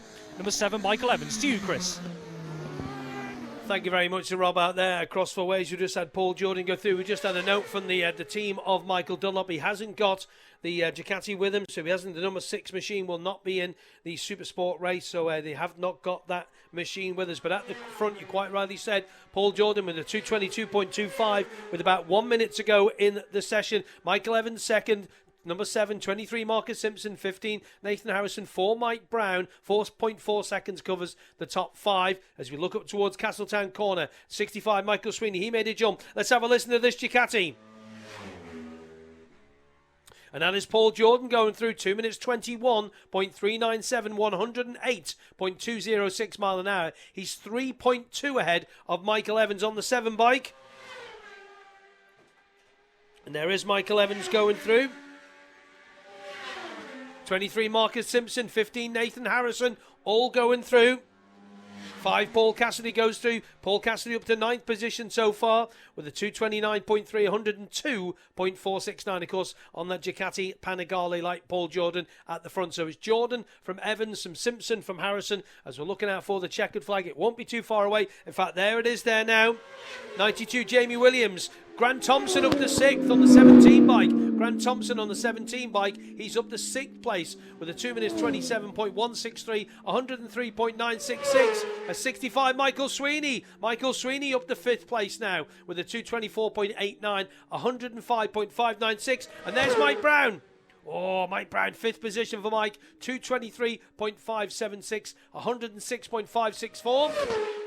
It's 54, John Marsh goes through. 14th for John at the moment is 52. You heard the triumph of Mark Jackson. 16th for Mark at the moment. 3 more machines. 95, Connor Cummins, 11. 95, Eddie Wormwald. 91, Julian Trummer. That was Kieran Brocky on 35. 23rd for Kieran at the moment. As 20 goes through Wayne Avis, local man. Up to 17th for Wayne there now on the 20 bike. 51, Rad Hughes. 25, Andrew Hurd, all safely across the line. Andrew Hurd on 25 in 20th, and Radley Hughes on 51. He's into 23rd position. So Paul Jordan setting the quickest Supersport time so far. 2 minutes 21.3, 108.2. There's 93, Paul Cranston. You won't mind me calling him the evergreen Paul Cranston. 20th for Paul. Here's Tom Snow. Snowy up to 22nd now for the number 27 bike, and he has done a lap time of 96.521. Now, one person, Peter Hickman. Now, where did Hickey get to? 10th position for the 10 bike. We've had Dan Sale and Dennis Booth, number 8 and 26, just go through, and 22nd for Dan and 24th for Dennis. Peter Hickman with a lap time of 2 minutes 30.004, 101.997, completing 4 laps. There's 2 more machines. Paul Jordan manages to get himself under the lap with Emmett Burke alongside him, and Victor Ortega and 41 Russ Brook all going safely through. And there's Mikey Evans. Well, Mikey Evans, does he improve that time? 221.62. Yeah, that's his quickest lap, 221.624, 108.033. Only a couple of hundreds outside Paul Jordan. Number 5 there, that's Paul Cassidy. Paul improves that last lap as well, 228.51. In fact, yeah, 228.51, 103.019. But the man, Rob Pritchard at the top, he's shown some class on that machine early doors. Paul Jordan, 221.39, 108.2. Let's get your thoughts on that. Yeah, and it just seemed to be his progress was stalled on that last lap a little bit, because as those machines that did manage to get out for a 5th lap there, so what's that? We've got 4 of them there that made up Paul Jordan, Michael Evans, Marcus Simpson, Nathan Harrison. Paul Jordan, it was a 227.8 that last lap. When he came through Cross 4 Ways, he was just catching some traffic right up to Cross 4 Ways here on that final lap as well, so that'll have no doubt hindered his progress somewhat. One time I'm not seeing coming up at the moment, he was most definitely circulating out there, is number 12, Joe Yeardsley, so I wonder if that's something to factor into the timings. Not seeing his name popping up, but he was definitely circulating throughout that session on the Spin Arena machine out there, so that might just have to be factored in at a later time as well. But Michael Evans, I mean, he was involved in that little Isle of Man quartet, as I called it, a little bit before as well. They were all jostling for positions on the road, but just seemed to find the pace on that Dafabet Racing Triumph as well there. And Paul Jordan out there as well, as we've mentioned, on the Ducati. That just seems to be on the roads here on the Isle of Man in the Super Sport Classic. Just seems to be the place to go for a few of them, doesn't it? We've seen what Michael Dunlop can do at it, and previously Davey Todd as well over at the TT. Of course, very different courses as the 2 course inspection cars come past as well. But yeah, that's a good benchmark to be setting down there. Paul Jordan and Michael Evans. Michael Evans, he's just under 2 seconds clear of number 23, Marcus Simpson. Again, we must stress it is very early days. In fact, just the opening time practice, so we can't draw too many conclusions. Just looking outside the top 10 as well. Peter Hickman, incidentally, rounding out the top 10 in 10th at the moment. Number 92, Jamie Williams, on his return to the island. It's only 0.2 of a second off Hickman in a push for a position in the top 10 as it stands. Connor Cummins on his return here for the first time since 2014. He's 13th quickest in this particular class. Best time of 2:32.993. That's 2.3 seconds off number 50, David Rigby. That's good going as well for David Rigby in 12th position. Number 95, Eddie Warmold, inside the top 15. 14th quickest, number 54, John Marsh. As I mentioned before as well, number 95, Eddie Warmold, he impressed at the Manx Grand Prix as a newcomer last year as well. We're going to head over to Beth Espey, who's with Jamie Williams. Certainly am. Just polishing his visor here, very industrious. Jamie, great to see you back here. Big smile on your face. How was that? Always. I'm riding my motorbike around one of the most iconic and amazing road races in the world. What's not to smile about? How has the run up to this been for you then? Yeah, not bad. We've spent quite a bit of time in Europe over the last number of weeks doing the IRRC. Jumped on some European rounds as well at Zoldar and Spa. Was lucky enough to ride around that iconic place as well. And yeah, I've enjoyed something a little bit different over the last number of weeks. It's been really enjoyable. And getting back here, any surprises out on the course? Anything that's changed a little bit? Not really. The biggest change for us is the bike. Our new Suzuki 750 is totally new to us. We got it a little bit late this year, so we're still learning. We're still trying to move the bike in the direction that we want it to be in to make it more comfortable, but it'll come in time. It certainly will. I mean, having those discussions with your team here, I guess it's not very long, is it, to be able to sort of really feel what the bike's doing? No, not really. They're quite short sessions, aren't they? But look, Rome wasn't built in a day. We'll just keep chipping away and just enjoy riding the bike, and it'll come. Carry on cleaning. You're doing a great job. Thank you. Jamie Williams there, and you just heard the klaxon for the next session, just getting ready to head out. So the bike's just going through the gate and along down the road here.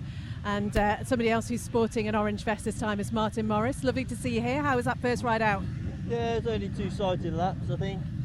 I think Paul Jordan might have got a little bit excited, caught the next group a bit quick, and then it was just like a train of 15 bikes. So, but yeah, it's all right. We'll see what happens now. Brilliant. Martin Morris just heading out on his machine there. Very distinctive outfit. You won't miss him.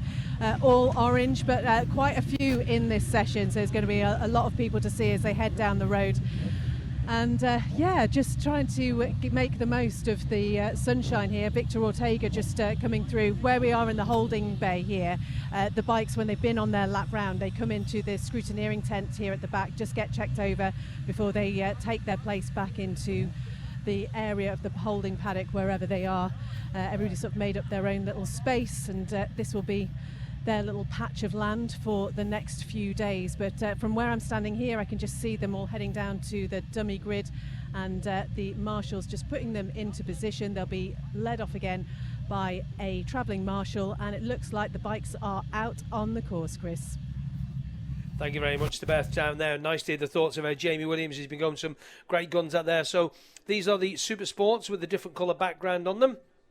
So we're led to believe. So we've got to keep an eye on these guys. And of course, just a reminder then, if you didn't hear a bit earlier on, no Michael Dunlop. Unfortunately, he's not going to be here with the Super Sport machine. It's that time to beat 221.39 for Paul Jordan. Mikey Evans 221.6, both in pretty good pace. And I'm looking at the lap record for the 600s. It's a 217.16 from last year from Davey Todd with 111.5 double four. And of course, Davey, the reigning solo champion at the Southern 100, and won't be here this year. He'll probably be here spectating, to be fair, with his 810 teammate Peter Hickman. So they're the times we've got to look at. Marcus Simpson, good third for Marcus there, 223.4 for him, and Nathan Harrison 223.501. So keeping an eye on those times, maybe just for reference as well, so we'll be able to see exactly who's on where and who's going to be in what grid position as we go throughout the day. So let's get out to Cross Four Ways. It's a bit quicker than the pre-TT. Rob Pritchard, back to you. Yeah, it is indeed. And you mentioned there that the Supersport lap record is a 2:17. The fact that Paul Jordan and Michael Evans were in the 2:21 region just in an opening time practice sort of tells you that maybe, just maybe, we're setting a high standard very early on indeed. You can see the first machine making their way towards us. It's an orange bib as they go back down through the gears here, and that's the number 97 machine of Adam Rayner on the Pixel Play Lounge Limited Kawasaki, the 636. 3 more machines into view. Number 84 on the way through. Blevins, the 94 and 72. Matthew Rostron on the way through. Oh my word, only time for numbers here. 74, 63, 82, 67, 34, 88, 30, 56, 100 and 29. as quick as that. So at the back of that little group is Sam Norton on the Three Legs Motorsport Triumph, the rider from Castletown. So this is another busy field out there in these super sports. It's number 66 on the way through, Roger Wibbly. And number 70 as well on the way through. That's Dale Brune, the local rider, 48 and 77. And 33, there's 86, another of the newcomers. That's Andrew Coulter, who we heard from before, 85 and 69. And then 101, Martin Morris on the Ducati, the rider from Kidderminster, who we heard from before as well. 1, 2, 3, 4, 5, 6, 7 coming back into view. 6, my apologies, 68. Back to you, Chris. First lap going to be completed by the second group. Then let's have a listen. Across the line he goes, 97, Adam Rayner, that was. He's pulled there quite a march on them as Adam there on the number 97 machine. Next machine through, 84, Luke Blevins. He slides through. So Luke on the 84 bike. The next two bikes, unfortunately, don't show up on the screen. So it's that quick, we can't see. 1, 2, 3, 4, 5. Daniel Norris, 74, 63, George Anderson. 67, Adrian Hodgson. Brad Byrne on 88, 30, Nicholas Rand. 56, Joey Lambden. 100, Damien Crook. 29, Sam Norton. You just mentioned Roger Wibbly there. And there he is Roger. Roger goes past on his machine. Two more. 70, Dale Brew with Daniel Pearson on 77, just in behind him. And there's Matt Sale, and Matt asked me to say hello to his mum. So, yeah, he's just gone round there. 33, Loic Shriot.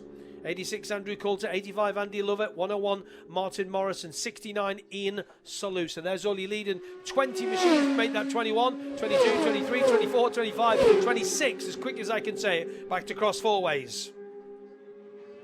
Yeah, just in the last couple of seconds, we had the number 121 machine of Bridget LeBeur coming through Cross Four Ways as well, a little bit behind the rest of the pack. But again, it's just a case of feeling your way into it around here at the Ballown course as well, getting used to things. One thing they might have to consider just over the next hour or two as well, all the classes at the moment, is the sun in the sky. It's very pleasant. That breeze has really calmed down at the moment over here at Cross Four Ways, and I'm sure elsewhere on the Ballown course as well. But if it's dropping a little bit, particularly that run from, I'm going to say, Ballacagan all the way up to Ballabeg pretty much, you're going to be starting to look toward that sunlight. It's actually behind them as they make their way into Cross Four Ways. Maybe just a consideration, who knows. So here we go, first time laps of this particular session. Front of the field, number 97, Adam Rayner, one of the newcomers as well, just stealing a march a little bit on the rest of the field there. So on a bit of a mission on this latest timed lap.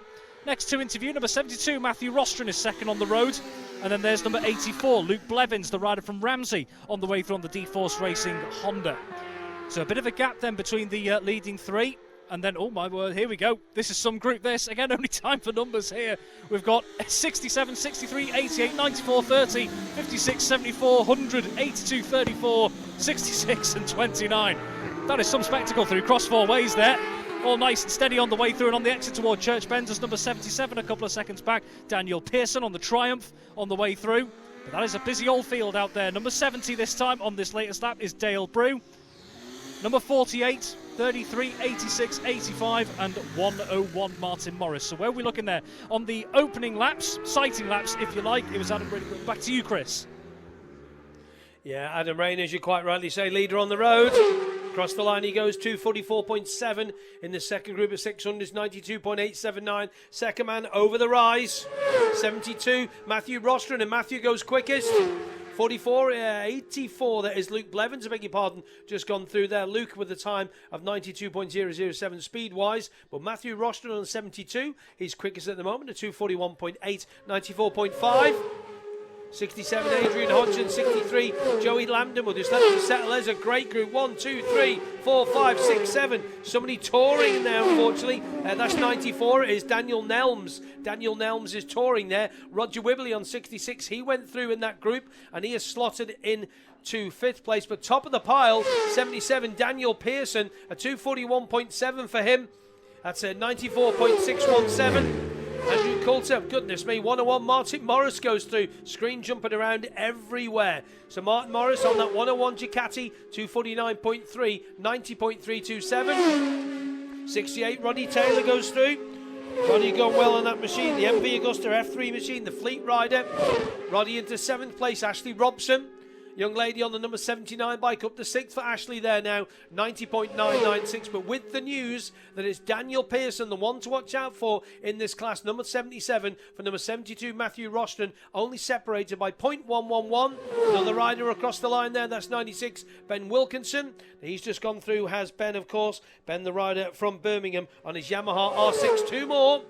73 has just gone through with number 60, all safely through. Number 60 there, who I don't actually have in my programme. I will do if I get to the right page. I will have. We'll give them a mention in a minute. Could have been 60, but let's get back to Cross Four Ways. Yeah, we've just had the leaders on the road, Adam Rayner and Matthew Rostron on the way through. As you mentioned, just a tenth of a second between those opening time laps. Number 84, Luke Blevins, fifth quickest on those opening time laps, has now lapped number 121 coming past us, Bridget LeBeur here on the Honda. So Bridget LeBeur still a lap behind us. Number 67 on the way through, Adrian Hodson, another newcomer, eighth quickest on the opening laps. 63, 56, 30, 88 and 100. So they're just spreading out. That really busy field that's been making its way through on the last couple of laps just seems to have stretched its way out a little bit as three more make their way into view. At the front of that particular group is the number 34 machine of Billy Cummins. So as we mentioned, Daniel Pearson and Matthew Rostron just separated by a tenth of a second. Adam Rayner, another newcomer, making up the top three. There's Anthony Stevens, Luke Brevins and Roger Whibley. Number 70 on the way through this time. And that is Dale Brew. Where does Dale slot in after those opening laps? Dale Brew down 23rd quickest at the moment, so maybe just working a few things out as three more machines come past. There's still a very busy field out there. And looking a bit further back as well, we mentioned Roger Whibley making up the top six, then Ashley Robson, Adrian Hodson, Roddy Taylor and Martin Morris. So we've got a good scotch of newcomers as five more machines, six more, seven more make their way past us here, already moving into the top 10 again. These are just the opening time laps, as number 90 on the way past is Anthony Stevens. Anthony Stevens going very well despite being toward the back of the order there, fourth quickest on those opening laps, only 1.2 seconds back. Matthew Rostron crosses the line on this latest lap, does a 2:39.465, so going quicker again on this latest lap. We wait to see who the others come across. 2 minutes left of this particular session, we're being told. Number 96 on the way through is Ben Wilkinson. So Matthew Rostron crosses and goes top ahead of Adrian Hodson, who moves up into second quickest at the moment. 80 and 73 on the way past on the previous lap here. So we're already on lap 3 for a few of them. Matthew Rostron now quickest at a 2:39.465. Then 1.3 seconds back is the newcomer, number 67, Adrian Hodson. Moving up ahead of number 77, Daniel Pearson, who drops down to third after that previous lap, a 2:41.878 from Daniel Pearson. Number 100, Damien Crook, who was involved in that massive field of machines that were coming through around halfway around the potential laps. Damien Crook picking up the pace here, up to fourth quickest at the moment. Latest of a 2:42.792. That was his quickest so far. Number 66, Roger Whibley, moves off a place to fifth. Another newcomer moving inside the top 10 is number 56, Joey Lambden. Joey Lambden going well. What was the latest lap? A 2:44.555. Best of the session so far. Adam Rayner, another newcomers, drops down into 8th. Also moving into the newcomers. Newcomers into the top 10, Nicholas Round and Andrew Coulter. Back to you, Chris. Can just tell you, we have just a retirement in there as well. Just dropped into the pits there. 48, Matt Sale. We're going to look now. The checkered flag is out at the start and finish to bring this session to a close. As Rob quite rightly says, Matthew Rostron quickest at the moment on the 72 machine, 1.3 seconds ahead of 67 Adrian Hodson, and then there's only 1.4 back to Dale Pearson, so not much between them at all. So is it 1.3 back to Hodson and 0.109 back to Daniel Pearson and 1.9 back to Damien Crook. So we look up the road there now as the Southern 100 flag, which is just on our left-hand side here now, and on the flagpole there, it's still fluttering in this little breeze that we have. Just can't seem to shake this breeze, and we see a flash of colour just going across the bridge there now at Castletown. Goes over the railway line. We'll just wait to see if there is a machine or not, or was it just a leaf that was just catching me out there now, just kind of having a little look up there now. The checkered flag, as you say, is quite rightly out. So we strain our ears, and here we go. Have a listen to this.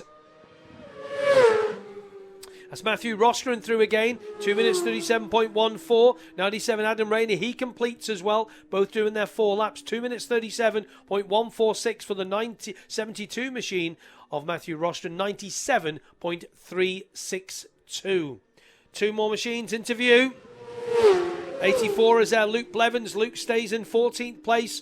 Number 67, Adrian Hodson, through stays in second position. No, Damien Crook on the number 100 machine. Damien Crook, and then Daniel Pearson. He slots into second place. Damien Crook down to third. 56, Joey Lambden slots down to fourth. And it's 67, Adrian Hodson, fifth. 30, Nicholas Round in sixth. 66, Roger Whibley, seventh at the moment. It will change, no doubt. 63, George Anderson. As 34 goes through there as well and comes home to finish. 29, Sam Norton. 74 also in there as well, Daniel Norrish. So 34 there, Billy Cummins. I think it was 34 that we saw going across the line. 1, 2, 3. 101, Martin Morris. That distinctive rattle of the BMW as he went past. 15th for Martin on his newcomer time here. 33, Loic Sirot, he goes through at 85. Andy Lovett, 68, Roddy Taylor, slotting into 14th place. 24, Adam Randall's local man, 75, Nick Sweet, 76, Ben Long. Whoa, that's tight. Goodness me.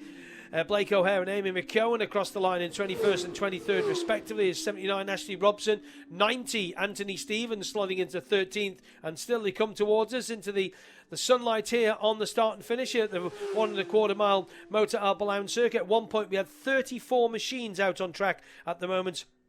And there was number 121, Bridget LeBeur, just going through to complete her qualifying session for the Southern 100 2026. One more machine. 96, Ben Wilkinson, he completes 4 laps. And I think that is just about everybody in. And of course, we'll go next for the next session, which is the Superbikes for the red plates and the white numbers. That's what's on the schedule there. But Matthew Rostron there, Rob Pritchard, putting up a good performance there. In the end, about 3/4 of a second ahead of number 77, Daniel Pearson, with local man Damien Crook coming home 3rd. Yeah, Matthew Rostron on the Green Ant Racing Yamaha. Good session. And Matthew Rostron, he's no stranger to the Balaun course, although he made his debut as a solo rider last year. He's very much familiar with this in the sidecar racing. Often pairs with driver Wayne Lockie in that class, and also a regular at the Alaman TT races. But showing some pace on the solos here in his second year on the Balaun course on the opening night. One thing to mention as well, just as all the times have been coming through, they've been whizzing past you, Chris, as well, is that 6 of the top 15 from that particular session are newcomers. So we've got Matthew Rostron, Daniel Pearson and Damien Crook rounding out the top 3 there, but also in the top 5, got to give a mention, 4th quickest, number 56, Joey Lambden, newcomer, and also number 67, Adrian Hodson, who looked pretty consistent down there. All of them just about, actually, with the exception of Adrian Hodson, the others are dipping under the 2 minutes 40 mark as well. Nicholas Round just outside the top 5, another newcomer as well, the number 30 machine, 6th quickest, Roger Wibley, George Anderson, Brad Byrne, the number 88, another newcomer, number 97, Adam Rayner as well there. One that was just seemed to come up on our systems a little bit later on was number 82, Austin Webster, just outside the top 10. And what seemed to be noticeable with a couple of those is some of them preferred, and it'll just be rider preference, won't it? They'll just prefer whether they have, would they have a preference to having open road in front of them, or do they prefer having a rider and riders to follow? I mean, on the evidence of what we were seeing from number 100, Damien Crook, he was involved in that massive field and excelled. Over to Beth, who's got Matthew Rostron. Yeah, I'm just standing here with Matthew, just saying that was a pretty good go out there. Yeah, well, I said to my mechanic, Tom, I was just going to take it nice and easy. We've put new parts on and stuff, and we're just going to bed stuff in, but he just told me MP1. I'm like, oh, I wasn't trying. My mum told me not to try and win it or whatever, so I'm sorry. I apologise, Mum. I know you're listening from Marbella, but it was nice and easy, honestly. Oh, well, you made it look easy anyway. As I say, no stranger to this course as the red plated machines just make their way through the gate there. But yeah, big smile on your face. Yeah. It's clear how much you love it. Yeah, just want to keep everyone happy. Want to thank my sponsor, Green Ant. You know, he's worked tirelessly on the bike, and it's time to stop paying him back somehow. Well, I hope your mum's having a lovely time, and you're fine. Yeah, I'm all good, Mum. Thanks. Thank you very much, Matthew Rostron there. As I say, the bike's just making their way down now. This is the red-plated machines. Dominic Hurdson is number 2 on this one. Dean Harrison will be out in this one as well as Connor Cummins goes past. As they had a bit of a break from this race meeting for a number of years. His dad also here, I can just see him in front of me actually. He's not going out in this one, but he was out in the previous session.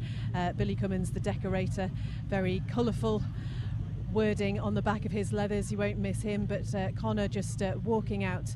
Somebody wheels his bike alongside him, always really chilled out, you know. He's just incredibly composed. Wherever you see him, he's always incredibly composed, incredibly focused, and it moves quickly down here, doesn't it? You know, we had that little bit of a delay to start off with, but I tell you what, they really are fighting to get back on schedule after just not getting things off quite on time. But they're just making their way now to the front, so the marshals just at the front of the dummy grid there, just hold them in place, just walk up and down, always checking to make sure that everything looks okay and that everything's fine. And they are just now heading off out on the course towards Ballachagan, the first of those bikes there, Chris. So this session pretty much underway. Yeah, there was supposed to be a start time, Beth, of 7:35, and it's just coming up to 7:30. So again, the club have done the wonders. And well done to the club and all the team there. Managed to get that mini move from Castletown corner a little bit earlier on. So the Superbikes are red plates with the white numbers. Got to keep an eye on this. The riders in this, Dominic Herbert is there, Dean Harrison, Mike Brown, Michael Dunlop. Has he got the BMW? Has he got the Honda here? I'm going to say the BMW. Mikey Evans, Barry Ferber, Peter Hickman, of course, on the Monster Energy BMW Motorrad by 810 Racing Machine, the Louth rider. Joe Yurdsey, Connor Cummins, many others, Nathan Harrison, Grant Thompson, so many to mention. If we have a little look at the lap record for this is 2017 back on this one, a 212.7 for Michael Dunlop, 115.267, and it's the red background with the white numbers. This is going to be quick. Just a little reminder about the outright lap record here. Unbelievably, 2 riders have gone into the 117. Dean Harrison, 210.1, 117.5, and Davey Todd at 210.3, 117.4. Michael Dunlop just behind them, 116.74. This could be good. Conditions for the week looking good. Let's get out to Cross Four Ways lap 1 for this big bike qualifying session. Rob Pritchard.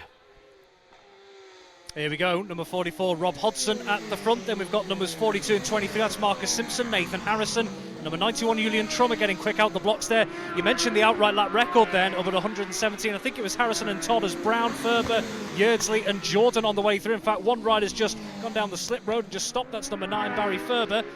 So Barry Ferber looking to get things possibly turned around and then get back going again as number 7, Michael Evans, on the way past number 2, Dominic Herbertson. I wonder, was Dominic a retirement in the previous Supersport session, the first one? Needs a bit of clarity on that one, but on the way through, 32, 17, 71, only time for numbers here, 94, 51, 82 and 11. So Connor Cummins at the back of that little group. It looks like Barry Ferber has been back on his way there.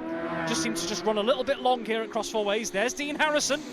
Want to keep an eye on, no doubt, so far. 35, 26 on the way through, Dennis Sweet, number 14, Sam West, number 83 on the way through, Keith Pringle. To you, Chris. Wow, the whole side of the commentary box does shake. Rob Hodson, Marcus Simpson, Nathan Harrison, Jonathan Perry, Mike Brown going through, 22, Paul Jordan also goes through there as well. We've got a retirement for 91, Julian Trummer. Julian is going to be going into the paddock there now. Maybe Beth won't be able to find out what's wrong with him, but he has pulled in. 7 goes through, Mikey Evans. Another rider goes through there. Didn't catch the number on that, didn't work out. 9, Barry Ferber has gone through, so we sorted that problem out. 55, Amalric Blank, the French rider. 17, Grant Thompson. Wow, that's quick, isn't it? Really, really quick. And we got 11, Connor Cummins in there. Dominic Herbertson going through. 1, 2, 3, 4, 5. 94, Daniel Neves. 82, Austin Webster. 32, Richard Eglin. All safely through. Kieran Brocky, 35. 51, Radley Hughes. 14, Sam West. 26, Dennis Booth. 83, Keith Pringle. Good to see Keith back on the island. 24 machines going past us so far with Rob Hodson and Marcus Simpson, the 2 bikes leading through as we look up the road once more. 81, Corin Smith, the newcomer. And there's Hickman going through. Wow, listen to that. Sounds great, doesn't it? 39, Dermot Cleary. 57, Robert Mitchell-Hill, all safely through. 28 machines so far. This will be 29. One rider going quite slow, actually. That's number 31. That's Colin Croft. So Crofty looking like he's going to be a retirement. And Michael Dunlop on the 6 machine. He's just gone through as well, Rob. I was keeping an eye for him. He's looking racy. He's at the back, though. He does that a lot, doesn't he? Over to you. Yeah, and I was just watching Dunlop come through on the previous lap. We've already had 7-8 machines as Michael Sweeney comes past on the way through here as well. Jonathan Perry on the Gordon Huxley Racing Machine just went a little bit wide at Cross Four Ways, just had to get the braking sorted to get back round. There's number 7, Michael Evans, and number 2, Dominic Herbertson. And I suspect, Chris, if we can get confirmation, that's the Honda that he's on, Michael Dunlop out there on the Fireblade. If we get that confirmed, that'd be fantastic. Number 9, Barry Ferber, who just went a little bit long Cross Four Ways on the previous lap. He's on the way through. Then we've got numbers 55, 17 and 11 on the way through. So Connor Cummins. Then you've got Grant Thompson in there as well. And Amalric Blanc on the way through the ride from France. Number 3, Dean Harrison is, I suppose by reckoning as he makes his way through Cross Four Ways, around the middle of the pack at the moment as well. So here we are on these first timed laps coming up towards you, Chris Kinley.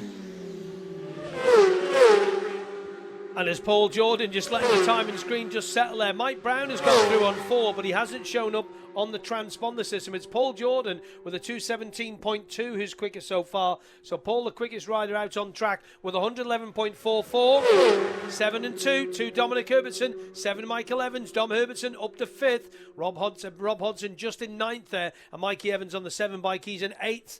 Got a retirement here, looks like Baz Ferber it is. So Barry Ferber on the 9 machine popping it into the paddock, but we will keep an eye out for Michael Dunlop. Riders coming towards us again. 11 Connor Cummins, 9th for Connor. 3 going through as well there. Dean Harrison up to 6th place for Dean there now at 108.275, and it's Paul Jordan on the Jackson Racing machine at 2:17.294, 111.44, who's the quickest at the moment. We'll just hold it here because we want to see what machine Michael Dunlop's on. 182. He's going through. Here's Dunlop. Is this Dunlop on this one? No, that's not Dunlop this time. Not that one either. Keith Pringle, Dennis Booth, Radley Hughes all safely through on their second lap. There's Hickman up to 12th at 102.773 on the 10 machine, 228.872 is quite at the back. We'll go back to Rob in a moment. Now, Michael Dunlop apparently was black and orange, which means he was a technical stop due to reports of a loose chain. He has now rejoined the circuit, so thank you very much to the team there upstairs sending us that information. 39, Dermot Cleary goes through. 57 next, Robert Mitchell-Hill. 81 goes through, Corin Smith. It's Michael Dunlop we're going to keep an eye out on here. Well, we'll go back to Rob for his thoughts on this in a moment or two. We have got, just looking to keep an eye on the guys behind us here. They put a little board out to tell us how long is to go in the session. 32, Richard Egling goes through.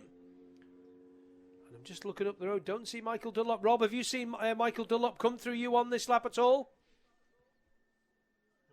Come past me now, Chris Kinley, so he is moving. There's Connor Cummins and Dean Harrison on the way through. Number 17, Grant Thompson. We did have 2 riders pull over on that previous lap. I'll let you know about that in a second as number 55, Amaury Blanc, comes past us as well. So Richard Eglin, who you mentioned came across the line before, he briefly stopped here at Cross Four Ways and was then on his way again, but it looks like there could be a bit of a mechanical issue for what looks to be the number 94 machine of the newcomer, Daniel Nelms, as well. He's been stopped here for a couple of minutes there, chatting with the travelling marshals, and the marshals grounded over here across Four Ways. Numbers 82 and 14 on the way through. That's Austin Webster and Sam West. Quite a few have already gone through. 83, 35, 71 and 26, the latest to make their way through on this latest time lap. There's number 10, Peter Hickman on the 810 Racing BMW, just sat behind number 51, Radley Hughes, on the way through. It looks like number 94, Daniel Nelms, has actually managed to get away again. So after a little bit of tinkering possibly going on over here at Cross Four Ways, he has managed to rejoin the session. So where are we looking at here? In fact, Dean Harrison now goes quickest. He goes top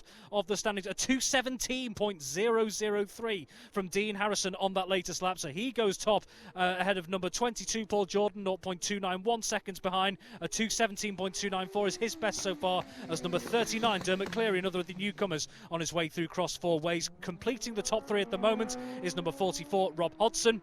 Quickest time of a 2:17.318, so that was not the latest lap. 2:17.6 was his latest lap on the way through. Number 81 is Corin Smith, another of the newcomers on the way through. Making up the top 5 at the moment is number 2, Dominic Herbertson in 4th, and number 15, Nathan Harrison. There's Eglin Simpson, so the front of the field's back round again. Nathan Harrison and Rob Hodson, and now number 4, Mike Brown. Mike Brown, I must say, has made up a lot of ground in this field as Jonathan Perry comes past as well. So number 12, Joe Yeardsley, and number 65, Michael Sweeney. So Marcus Simpson, who now leads on the road. We're hearing that Peter Hickman is pulling into the pits as well, so whether that's an issue or whether he just feels that's the end to his session, we'll have to find out. And Daniel Nelms has also pulled in. Number 2, Dominic Herbertson, has actually pulled over here at Cross Four Ways. So whether he rejoins, we'll just have to wait and see. But Dominic Herbertson's has just pulled over here at Cross Four Ways. So yeah, just to mention, number 94, Daniel Nelms, who stopped here, he's pulled into the pits as well after setting off once again. Number 22, Paul Jordan. Number 3, Dean Harrison, 2nd and 1st in the time practice so far, respectively. Number 11, Connor Cummins. And there's number 6, Michael Dunlop, who's catching that trio just ahead of him. But there's a little bit of a noise coming from that machine. Doesn't quite sound as sweet maybe as it should be. Over to you, Chris. Nathan Harrison, Marcus Simpson, Rob Hodson all going safely through. Dean Harrison 2:17.003. John Perry goes through. Mikko Sweeney goes through. Not mentioned Mikko yet. He's actually not coming up on the screen here is Michael Sweeney, so we don't have any time for him, but we've got to keep an eye on Michael Dunlop, down in 26th at the moment. So it's Harrison, Jordan, Hodson, Herbertson, Harrison, Nathan, Simpson, Yeardsley, Cummins, Perry, Evans, your top 10. 5 seconds, 5.2 covers the top 10 in this big bikes, and of course the senior race. So as we look up the road, 2 machines. 22 Paul Jordan, 3 Dean Harrison. Dino that time at 2:15.07. 113.27 for him. Connor Cummins, he goes through. And there's Michael Dunlop up to 9th for Michael. Looks like the Honda to me there as Dominic Herbertson goes through 4th for Dominic. So Dean Harrison quickest at the moment with a 2:15.074. Grant Thompson that was across the line. It sounded like Grant was there pulling in. This is going to be the end of the session in a moment as well. But Harrison, Dean, top at the moment. Amalric blank, and there is the checkered flag out. 15th place for Amalric at the moment with 102.260. So Harrison, 2:15.07, 113.271. Paul Jordan, 2:17.29. They will get another lap, 111.4, and then 111.42 as Sam West goes through in 13th place. And 57, Robert Mitchell-Hill coming in on the 24th position for the 57 bike. So it is the final lap. The quick guys are going to get quick laps in. Michael Dunlop won't be far away from you, Rob. Yeah, we've just had the leading point. Jonathan Perry and Joe Yeardsley have just come past us as well. So Dominic Herbertson, it was actually just after we handed to you, Chris. He did set off from cross 4 ways, and as we heard, he came back across the line as well, Dominic Herbertson, after briefly stopping across 4 ways. So the leading 5 to 6 machines on the road on this final time practice lap is number 32, Richard Eglin, comes past us as well. They're still circulating on their way back towards where you are. There's number 3, Dean Harrison, the pace setter, that 2:15.074 Imperious benchmark.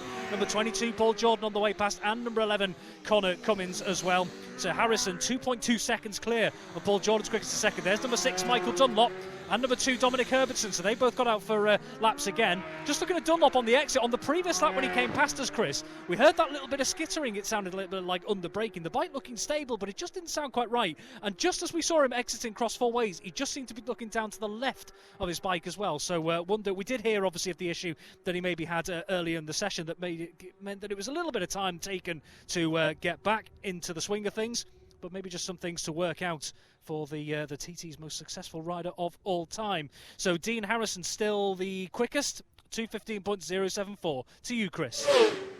And he's just gone across the line as well. Perfect timing at 2:13.52, 114.585 for him. Get more across the line. 22 Paul Jordan, 11 Connor Cummins. Paul Jordan in 4th, Connor up to 7th, and there is Dunlop. Dunlop into 6th place with a 2:18.6, 110.384. Coming up next, we are going to be having the sport bikes, the green plates with the white numbers. They're going to be heading out for their first qualifying session. So Dean Harrison on the 3 at 2:13.525 on the Honda, 114.585. Second for number 15, Nathan Harrison, also on the Honda at 2:16.6 at 112 mile an hour exactly. Third for number 4, he got slotted in there at the end, Mike Brown, 2:16.8 on the Honda again, 111.795. There's number 22, Paul Jordan, 2 Dominic Herbertson, 6 Michael Dunlop, 23 Marcus Simpson, 11 Connor Cummins, 12 Joe Yeardsley, 44 Rob Hodson, complete your top 10. Then we've got more riders. We've got number 42, Johnny Perry, 7 Mikey Evans, 17 Grant Thompson, 14 Sam West, 9 Barry Ferber, 10th for the newcomer Peter Hickman, and number 10, he's in 16th place. 55 Amalric Blank, 83 Keith Pringle, 35 Kieran Brocky, and your top 20 rounded out by number 26, Dennis Booth. And again, if you want to follow all the timings, it's on the Speed Hive. A lot of you who go to Motorsport Adventure will use this, the My Laps page. All the information about all the riders is on there. But Dean Harrison, Rob Pritchard, before we go down to Beth, at the attic there, 3 seconds ahead of Nathan Harrison. That's a lot to catch back, isn't it? Yeah, that's an imperious standard to be setting, and all of the top 3, in fact, Dean Harrison, Nathan Harrison and Mike Brown, all set their fastest laps on the session on that final lap, just as the field was starting to thin out, wasn't it? Because the checkered flag was out, but they made it count, didn't they, as the 2-course inspection cars make their way past us here at Cross 4 Ways. A couple of riders, it seems, just trying to work their way into Cross 4 Ways on those big bikes as well. We did see a couple of those that they just seemed to run a little bit long, just maybe just didn't seem to quite get the braking right, so they just coasted, I suppose, beyond the corner and down the little slip road that we've got here. Before before rejoining the session as well.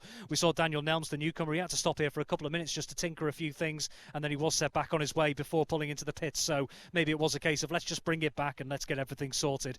Michael Dunlop, as you mentioned, moving up into 6th despite those early mechanical issues possibly in that session as well. So picking up the pace just a little bit, even if, like I mentioned before as well, it wasn't maybe just quite sounding 100%. He still looked smooth as ever on the way through as the travelling marshal comes past us as well. Quick mention as well, looking a bit further down, Marcus Simpson, who was leading for a time on the road at the very least. He's inside the top 10, 7th quickest at the moment at 2:18.720. In fact, all of the top 8, which also includes Connor Cummins, also dipping under 2 minutes 19 and into the 2:18s and beyond that as well. Joe Yeardley and Rob Hodgson completing the top 10 as well. Number 42, Jonathan Perry, sitting just outside the top 10, 2 seconds off the pace of Rob Hodgson. Number 7, Michael Evans, a little bit further back in 12th. Grant Thompson, who we've seen at the Pre-TT Classic over the last couple of years, haven't we? He's been enjoying himself here at the Blount course. He has said before how much he likes this particular course, doesn't he?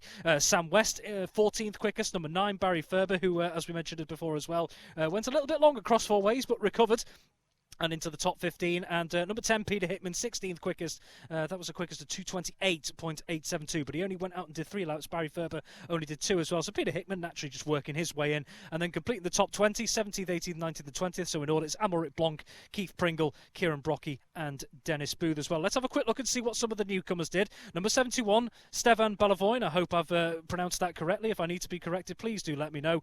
So the number 71 machine, 22nd quickest, so a best of 2:43.008. That's 22nd quickest.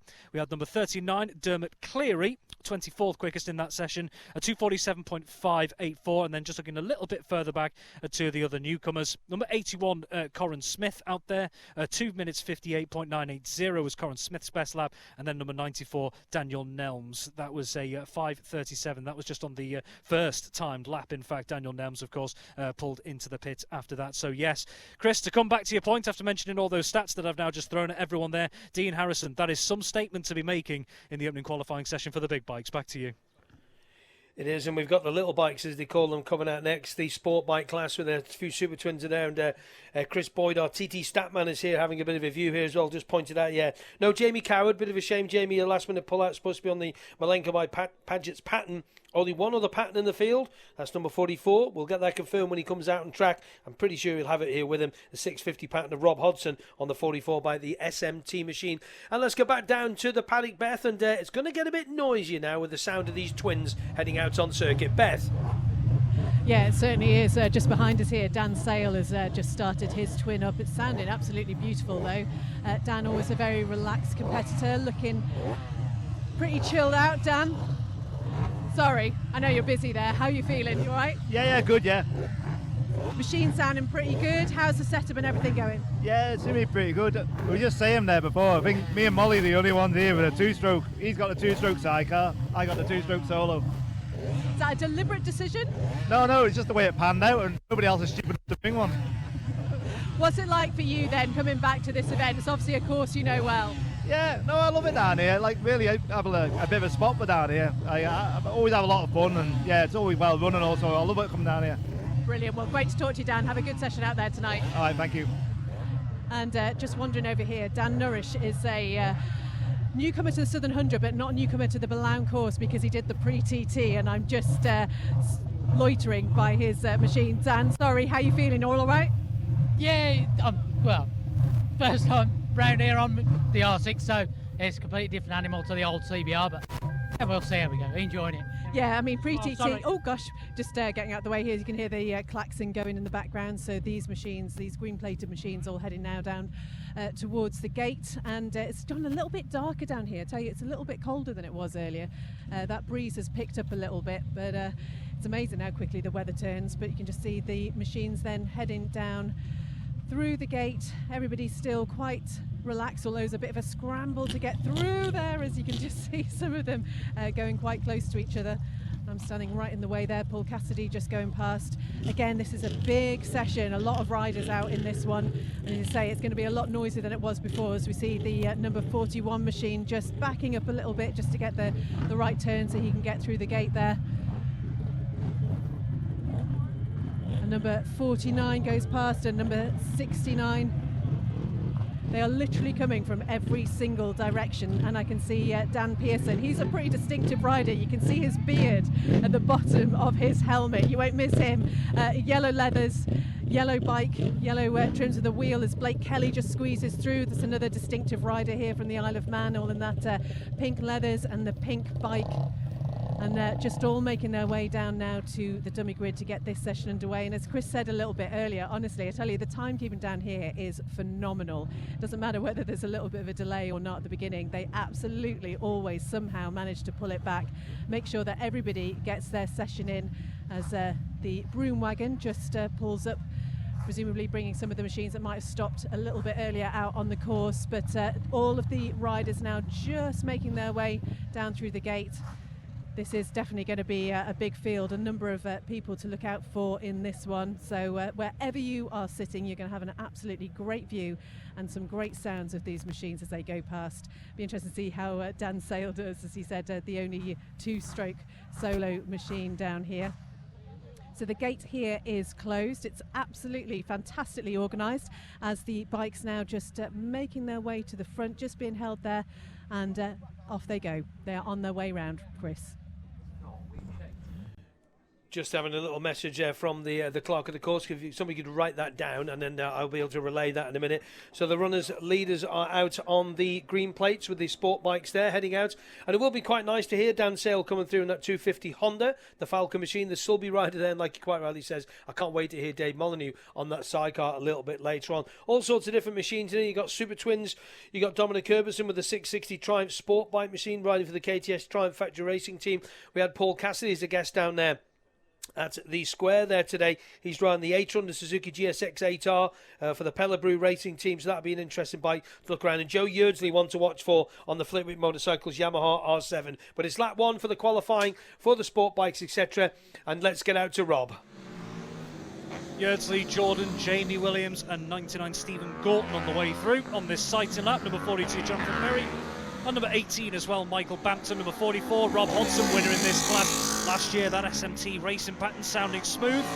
Number 9, Barry Ferber. 21, 84 and 5 on the way through. So Paul Cassidy on this opening sight. Number 17, Grant Thompson. 45, 59, 25 and 61. So the back of that group, number 61, that's Leon Murphy. As you quite rightly pointed out, as number 41, Russell Brock on the way past. In fact, the rider's just got a bit long there across four ways and is allowed to rejoin. That's number 59, Seth Noel, who just ran on a little bit across four ways and has rejoined on this site. And number 69 and 77 on the way through. And of course, a class that's going through a change in the times like it did at the TT, as number 58, 68 and 70 on the way through. The introduction of the sport bike machines means we have a real variety. Back to you, Chris. Goodness me, that's Joe Yeardsley on the 12. 22, Paul Jordan goes through as well. Now, Paul, of course, yeah, one to watch for in this class on the Aprilia. 92, Jamie Williams. All safely through. 42, Jonathan Perry. Two more, 18 and 44. 18, Mike Bampton. 44, Rob Hodson. There's Barry Ferber. He'll be one to watch as well. He's been running that Yamaha for a few years now. And there's Paul Cassidy on the Pellabrew machine. 21 goes through James Leadham. 17, Grant Thompson. 45, Lee Osprey. 25, Andrew Hurd safely through, and still they come. 61, that's Leon Murphy. 41, 65, Michael Sweeney. Sepe Noel on 59, the newcomer there. Was a newcomer 59? Yeah, he's not a newcomer actually. Seb Everton, 58, he's the newcomer. Will Burchell, 49, 64, Russ Taylor, he is a newcomer, 69, Ian Slew, and 77, Daniel Pearson. Now, in the last session we had out for the sport bikes, when it goes for the super bikes, I'll tell you some information we've been handed. Dale Brew on 70, 2, Dominic Herbertson goes through, 28, Blake Kelly, 19, Aaron Hands, Seb Evenden has been mentioned all through. Dan Sale, you heard the two-stroke going through there on the 8 machine. So, yeah, when we had the, tried to give you more information, the more bikes complete, we're not complaining. Big field, as Beth said. Billy Cummins goes through. 40, 80 Scaife. Yeah, so Michael Dunlop was stopped in the previous session due to a bit of a noise. But let's tell you more about that a bit later. The leaders are with Rob already. Yeah, Joe Yeardsley's a man on a mission. Number 22, Paul Jordan's not far behind as well. They have just completely cleared the rest of the field at the moment. A couple of seconds further back now is number 92, Jamie Williams, and then two more interview. Number 42, Jonathan Perry, and then number 99, Stephen Gorton, running towards the front of the pack. We've had another rider who's just gone a little bit long here. That's number 42, Jonathan Perry. 2 more machines in there. Number 80, Michael Bampton, one of those 2. Number 5, Paul Cassidy. So we're seeing that a little bit in a couple of these sessions. A couple of riders going down the slip road a little bit here across 4 ways, and then rejoining the session as number 17, Grant Thompson, come past us. You did mention about 250s before. We'll just take these 2 through, 21 and 84. So the back is Luke Blevins there, another local riders. 3 more interview. We'll take these 2. Number 65, Michael Sweeney. So he's maybe one to watch out for in this class as well, as he makes his way up the field. There is another 250 in there outside of Dan Sales. Keep an eye out for the number 40 machine of Adrian Scape. There's number 44, Rob Hodson, and 41, Russell Brook. Number 77, Daniel Pearson, and number 49, Will Birchall. Will Birchall, I believe, is making his MGP debut this year. The number 2 machine of Dominic Herbertson, a little bit further back down the field, as number 69 on the way through, as well as Ian Solue on this latest timed lap. So these latest time laps, well, the first time laps, I should be saying, is what we're going to be getting, as number 70 on the way through. There's Dale Brew. Number 68, Roddy Taylor, and number 19 is Aaron Hands on the Kawasaki as well. 1, 2, 3, 4, 5, 6 machines together, and there is that 250 of Dan Sale. We saw Adrian Scaife going past a little bit before as well. So we are awaiting those first times to start flashing up down Castletown bypass. 5 more interview, led by numbers 96, 53, 62, 34, and there is that 250 of Adrian Scaife on the number 40 machine on the way through as well. So it's still a busy field out there, but starting to get spread out. And the fact as well, as we said, that both Joe Yeardley and Paul Jordan just seem to be pulling completely clear of the rest of the pack at the moment. Still no times flashing up. I'm sure Chris Kinley will be able to let us know once they do start making their way back down the bypass onto these latest laps. It has got a little bit cooler out here as well at Cross 4 Ways, although that breeze has died down as well. The sun has dropped back behind the clouds as well, so there's not going to be a great deal of glare for the respective competitors out there. But what it might do is just, especially for those of us standing round here as well, it's just the temperature dropping a little bit. So no times flashing up as Joe Yeardley back on the way through on his latest flying lap. And number 22, Paul Jordan, on the way through as well. So Paul Jordan maybe just making up a little bit of ground in terms of the order on the road there. But those 2 are way, way clear of the rest of the field at the moment. So we're just waiting for a couple of updates at the moment as to what the timing is looking like. We are imagining that the likes of Paul Jordan and Joe Yeardley at the front of the pack could be amongst some of the stronger contenders in this opening time practice. Number 92, Jamie Williams on the way through on the NCE Racing Machine. We'll take these 3 through. Number 9, Barry Ferber. Number 99, Stephen Gorton. Number 42, Jonathan Perry. To you, Chris. Yeah, like you, Rob, not getting any times up here at the moment, and the team upstairs I know are working on it this year. What they do is they do manually time the riders as well, so you've got to be aware of that. Even though nothing is flashing up on there, they are manually have people up there, what they call spotters, who spot the riders coming through, and they call the numbers out. Let's have a listen to this. Joe Yeardley. Paul Jordan just in behind him, 12 and 22. Again, no times up on the screen for you, but they are circulating well. And of course, they do have the manual stopwatches up there as all the timekeepers that they have here. Very experienced at all the events here on our island. At the TT, the Manx Grand Prix, and up at Andreas with the racing there as well. So it does look like Joe Yeardley and Paul Jordan, the 2 quickest at the moment, seem to be the quickest. As we look up once more, just Jamie Williams. Yeah, Jamie goes through on the 92 machine. 9, Baz Ferber, he goes through as well. 99 and 42. 42, Jonathan Perry safely through. 99, Stephen Gorton. 18, Mike Bampton goes through. 5, that of course, was that Paul Cassidy, yeah? Castus going through. 17 is next, Grant Thompson. Again, apologies, not being able to meet the time. 65, Michael Sweeney goes through. Michael safely through on that Aprilia. He's been running for a couple of years. Bit of an update on that machine. He was telling me it's a TT a few months ago, but that Flitwick Motorcycles machine of course, Joe Yeardley sounding well. There's 21, James Leatham. 59, 25, 2 together there. Lee Osprey and Sepp Noel, 45 and 59. 44, Rob Hodson safely through as well. It's only putting them in their numerical order as they go past us at the moment. At 61, Leon Murphy through also. But it is a great sound of these twins and sport bikes. Is 41, Russ Brook, and 49, Will Birchall. Back to Rob. Yeah, just had Joe Yeardley and Paul Jordan on the way through. And Paul Jordan just seems to be eking into the order on the road behind Joe Yeardley as well there. But those two are an absolute charge, as they have been throughout time practice so far. Just looking through the rest of the field as they were with you there, Chris, as well. Rob Hodson, of course, the winner in this class last year, just seemed a bit snarled up and a little bit of traffic in front of him as well. So I wonder if he's actually really been able to stretch the legs, if you like, of that SMT racing pattern too much. given what's going on so far in the session. There's number 92, Jamie Williams, and number 9, Barry Ferber as well. Another one to keep an eye on once we start getting some more information with regards to the timings possibly, as number 42, Jonathan Perry, number 99, Stephen Gorton, number 18, Michael Bampton come through. Keep an eye on number 65, Michael Sweeney. Here's number 5, Paul Cassidy. And number 17, Grant Thompson. So the field just spreading out a little bit. Here is number 65, Michael Sweeney. The reason I say one to maybe keep an eye on once the timings start to update, he has cleared a lot of that field since the session started. Got sort of caught up behind quite a bit of traffic early on. Whether he intended to go out late in the order or not, I'm not quite sure. But Michael Sweeney seems to have making up plenty of ground in terms of the order on the road. So he's somebody who's been picking up pace as well on the way through. 2 machines on their way towards us here. Number 44, Rob Hodson, he's cleared the traffic. There's number 59, 21, 25, only time for numbers here, 45 and 2. There's Dominic Herbertson at the back of that little group. And then number 84 as well is Luke Blevins, the local man, on the way through as well there. And it just seemed like they were making their way towards us. One of the bikes just kicking up a little bit of dust potentially off the road there. Number 61 on the way through on this latest timed lap, Leon Murphy. And just a reminder as well, if you're tuning in as well, just in the last couple of moments as well, we're just awaiting some updates on the live timings. Number 41, Russell Brook, on the way through as well there through Cross Four Ways on this latest time lap. We're still awaiting information, so the team will be hard at work, possibly inputting those manually. To you, Chris. Yeah, just had some pretty good battles coming through. 42, Jonathan Perry, with 99, Stephen Gorton just in behind him as well. We'll keep an eye on what's happening here with the end of the session as well. The checkered flag man, Mark, is ready to go with that there now. Again, like Rob says, they are showing up on the screen here, but there's no times coming through. There's 44, Rob Hodson, so a little green dot goes by him, which means he's crossed the beam with 59, Sepp Noel, taking the checkered flag. And there's that triumph, great sound of Dominic Herbertson, 25, 21 and 45. James Leatham, 21, Andrew Hood, 25 and 84. Also coming in to finish as well, Luke Blevins. And again, apologies for not being able to, they're bringing the times on this one. They will have them obviously sorted out. I'm pretty sure they will do. They do have backup systems to sort all this out. And Leon Murphy, but the leaders last lap are with you, Rob.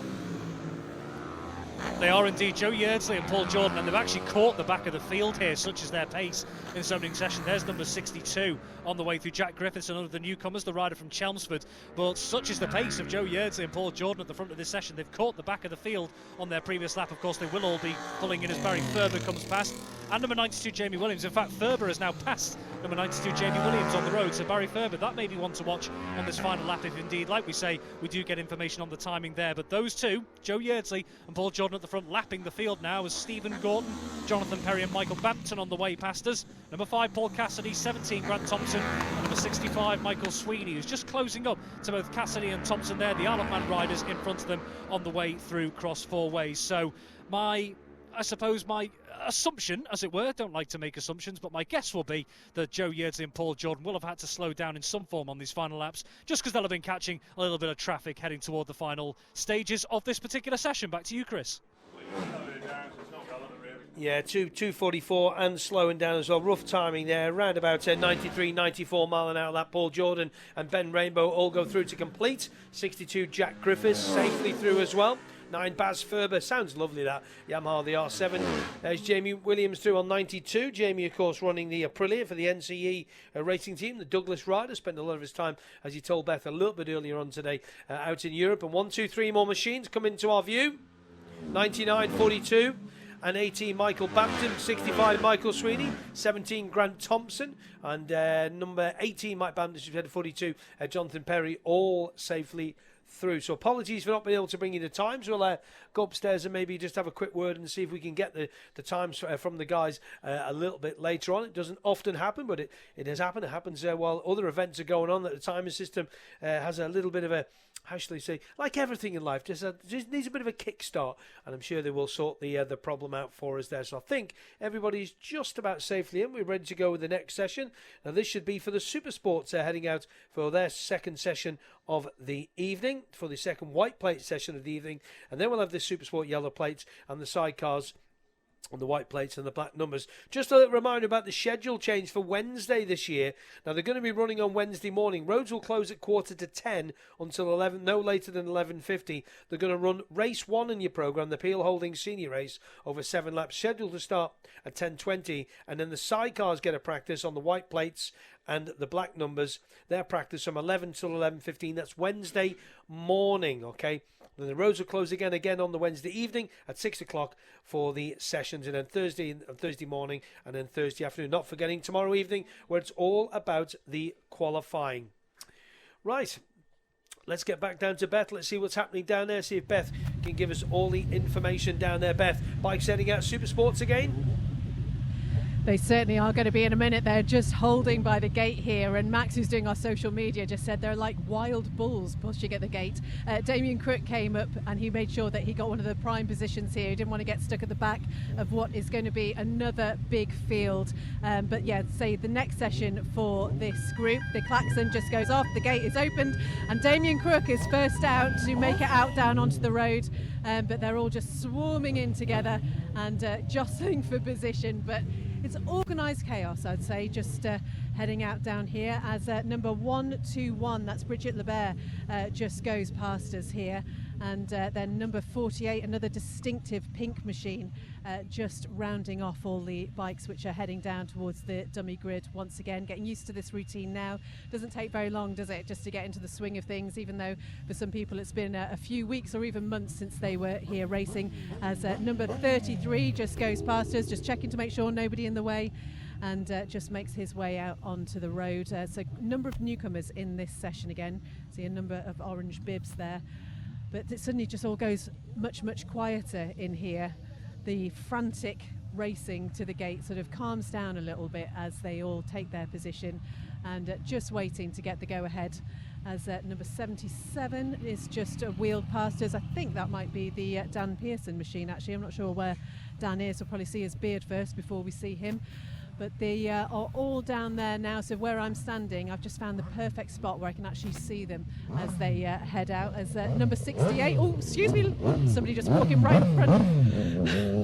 Honestly, it just happens in here because it's just really busy. That poor lady was just enjoying her ice cream and just got rather a startle there, but all is well, and number 68 has made his way out down to the grid just on the road down there. But I can just see the bikes are starting to move ahead, and I think the bottom gate down there at the bottom of the dummy grid will be opening soon, and I believe, just if I stand on very, very tiptoe, that they are making their way out onto the road, Chris.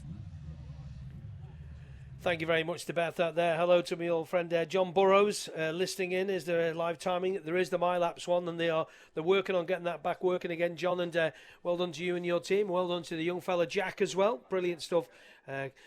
Going on and getting taller by every moment as well. So John and the team, hope you guys are all right over there listening in Northern Ireland. So we are ready to go with the Super Sports again for the second session. Just a little reminder about the Super Sport. The first session, the quickest was Paul Jordan with a 2:21.397 ahead of Michael Evans with a 2:21.624 and Marcus Simpson at 2:23.416, your top three. Then Nathan Harrison 2:23.5 and Mike Brown coming into fifth there, 2:23.576. Only 2.1 seconds covers the top five. Super Sports, it's the second run out for these guys. Rob, this could be quick. 2:21 to beat. Paul Jordan the man. Back to Cross Four Ways.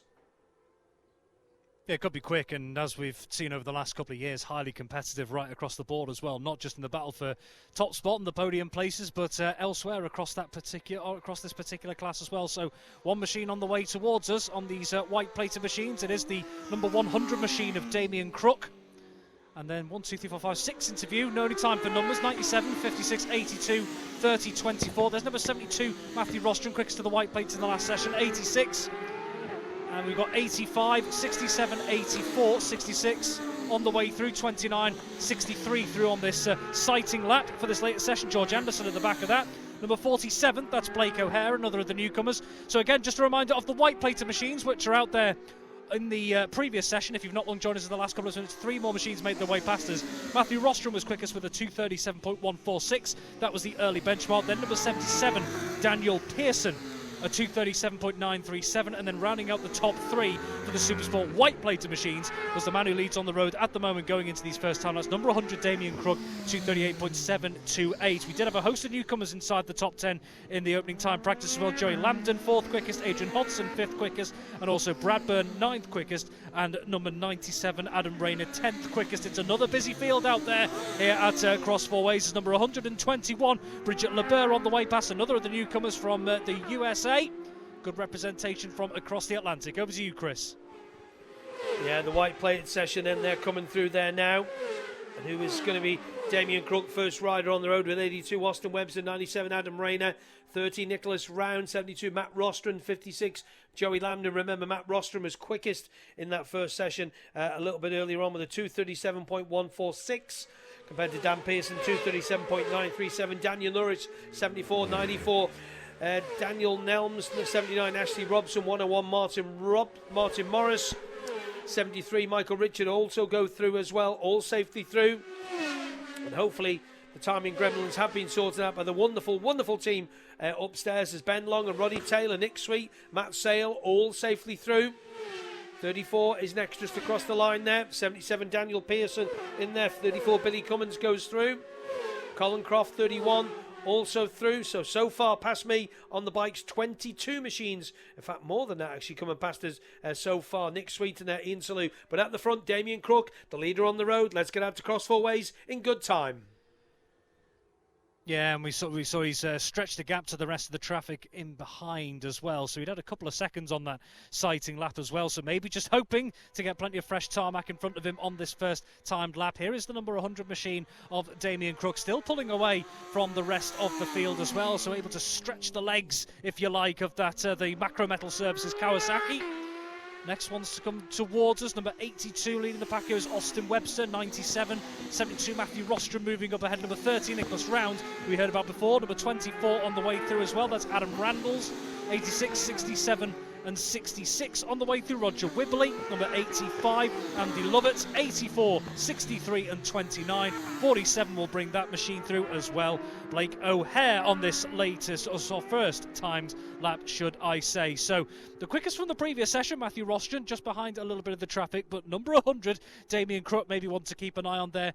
First out on the road as well, and starting to stretch away from the rest of that busy field. 1, 2, 3, 4, 5, 6, 7, 8, 9 more machines towards us, led by the number 74 machine of that's Daniel Nourish on the way through as well. All through Cross Four Ways, a scotch of newcomers in there as well on the way through. 3 more, 80, 68 and 76. There really is only time for numbers a lot of the time with this group. Number 77 Daniel Pearson, who, as we mentioned before, second quickest in the previous session, right toward the back of the order at the moment, as they'll be making their way back towards Chris Kinley and into his sight line in the next couple of moments. To you, Chris. They have, and they've just gone past us. Just been speaking to the chief timekeeper, and hopefully they've sorted out the gremlins there now. 2 minutes 37.124 for Manx rider Damien Crook on the 100 bike. 97.375, 72 Matthew Rostron, 97.083 for the 72 bike. 82 Austin Webster third, 66 Roger Wibley, 97 Adam Rayner, 30 Nick Round, 67 Adrian Hodson, 56 Joey Lambden, 86 Andy Coulter, and the top 10 rounded out by 63 George Anderson. But Damien Crook at the front, he's got just under half a second, 0.473 from Matthew Rostron, 97.083. 1, 2, 3, 4, 5, 6, 7 machines. Heard Martin Morris in the middle of that lot. Dale Brew, Bradburn, Michael Richards in there too. Roddy Taylor. Daniel Pearson goes top. 77 Daniel Pearson in the middle of that group there now. He was running well in this session earlier on today. A 2:36.6 for him. 97.65, 693. He's half a second up as number 34 Billy Cummins is going to be a retirement, pulling into the paddock as Amy McKeown and Loic Sirot, they go through. But with the news that 77 Daniel Pearson is on quickest speed so far of 2:36.613, 97.693 compared to Damien Crook's 97.375. Less than a second covers the top three. Back to Cross Four Ways. There is number 100 Damien Crook, whose time isn't registering in front of me at the moment, Chris, so thank you for the clarity anyway. But he's first on the road now. Number 72 Matthew Rostron, who's moved through the traffic. Number 82 97 and 30. There's Nicholas Round, who mentioned is going well so far. 2:39.873. 56 Joey Lambden. 2:41.4 on those opening times. 24, 86, 67 and 66 on the way through as well. Two more interview. We'll take these through That's number 85, Andy Lovett. Number 63, George Anderson. 3 more coming past us here across 4 ways. At the back of that little group as well there, number 84, Luke Blevins. So as this looking as well, let's take a look at a few more of those times. So already up inside the top 10 at the moment from those first timed laps of this session. Number 63, George Anderson, 6th quickest of the information I've got in front of me at least at the moment, 242.237. Then number 47, the newcomer Blake O'Hare at 242.486. Then number 24, Adam Reynolds at 242.901, rounding out the top 10 from this opening time practice. Of the information I've got in front of me, I hasten to add, Sam Norton 242.9 as 2, 3, 4, 5, 6, 7 more machines come past us, and then 4 more as well in this busy field. To you, Chris. Matthew Rostron's just gone quickest there in the first session. He did a 2:37.1. He's done a 2:35.248. Damien Crook has gone through. Adrian Hodgson, Roger Whibley, Andrew Coulter all through. Adam Randall's safely through. 2 more machines into view. That's Andy Lovett on 85 and 63, George Anderson. They swap 11th and 12th places. And Sam Norton on 29, local man. 84, Luke Blevins, another local man. He's in about 16th place at the moment at 77. Daniel Pearson, we are waiting for him on that 77 machine. The 675 Pearson Racing Triumph, the Newport Racing rider.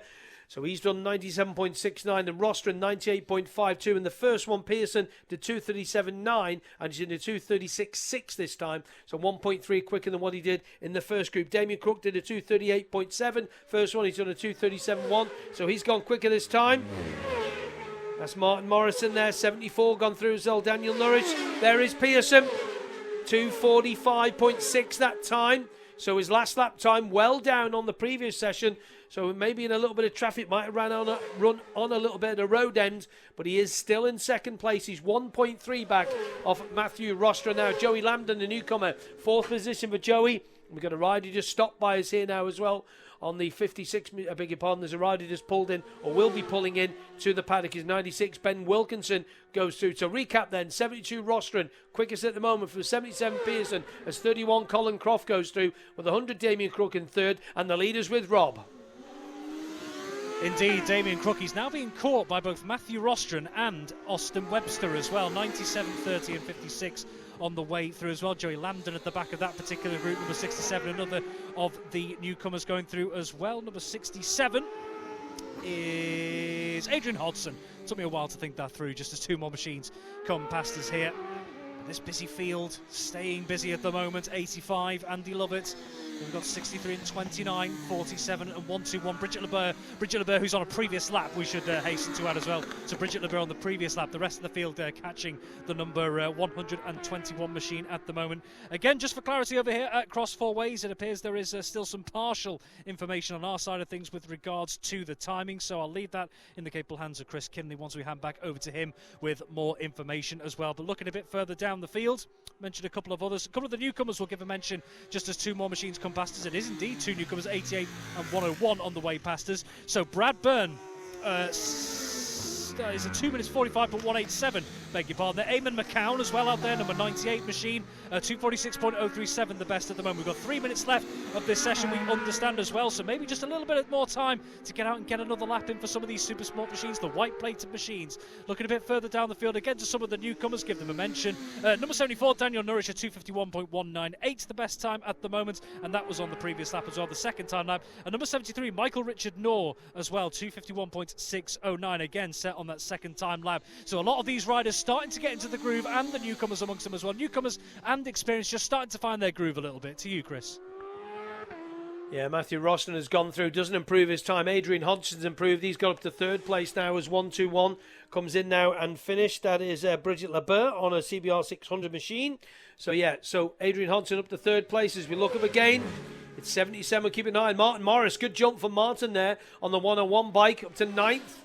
At 96.291. There's Dan Pearson through. Dan doesn't improve that time, 239.57. And we know they've got a minute, 2 minutes to go in the session. Roddy Taylor, Ben Long, Dale Brew, Michael Richard also through as well. Ian Salou just going through as well. 73, Michael Richard Knorr, as you quite rightly said, Rob.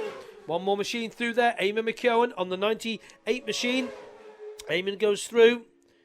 Riding the Honda 600 Yamaha, the Belfast rider there. So recap at the top. The only person to jump up and make a move are Adrian Hodgson at 67 up to 3rd. Back to Rob. Yeah, just the leaders coming through there. Austin Webster at the back of the trio. Matthew Rostron is catching number 100, Damien Crook, on the road there. Number 56, Joey Lambden, who is going very well here.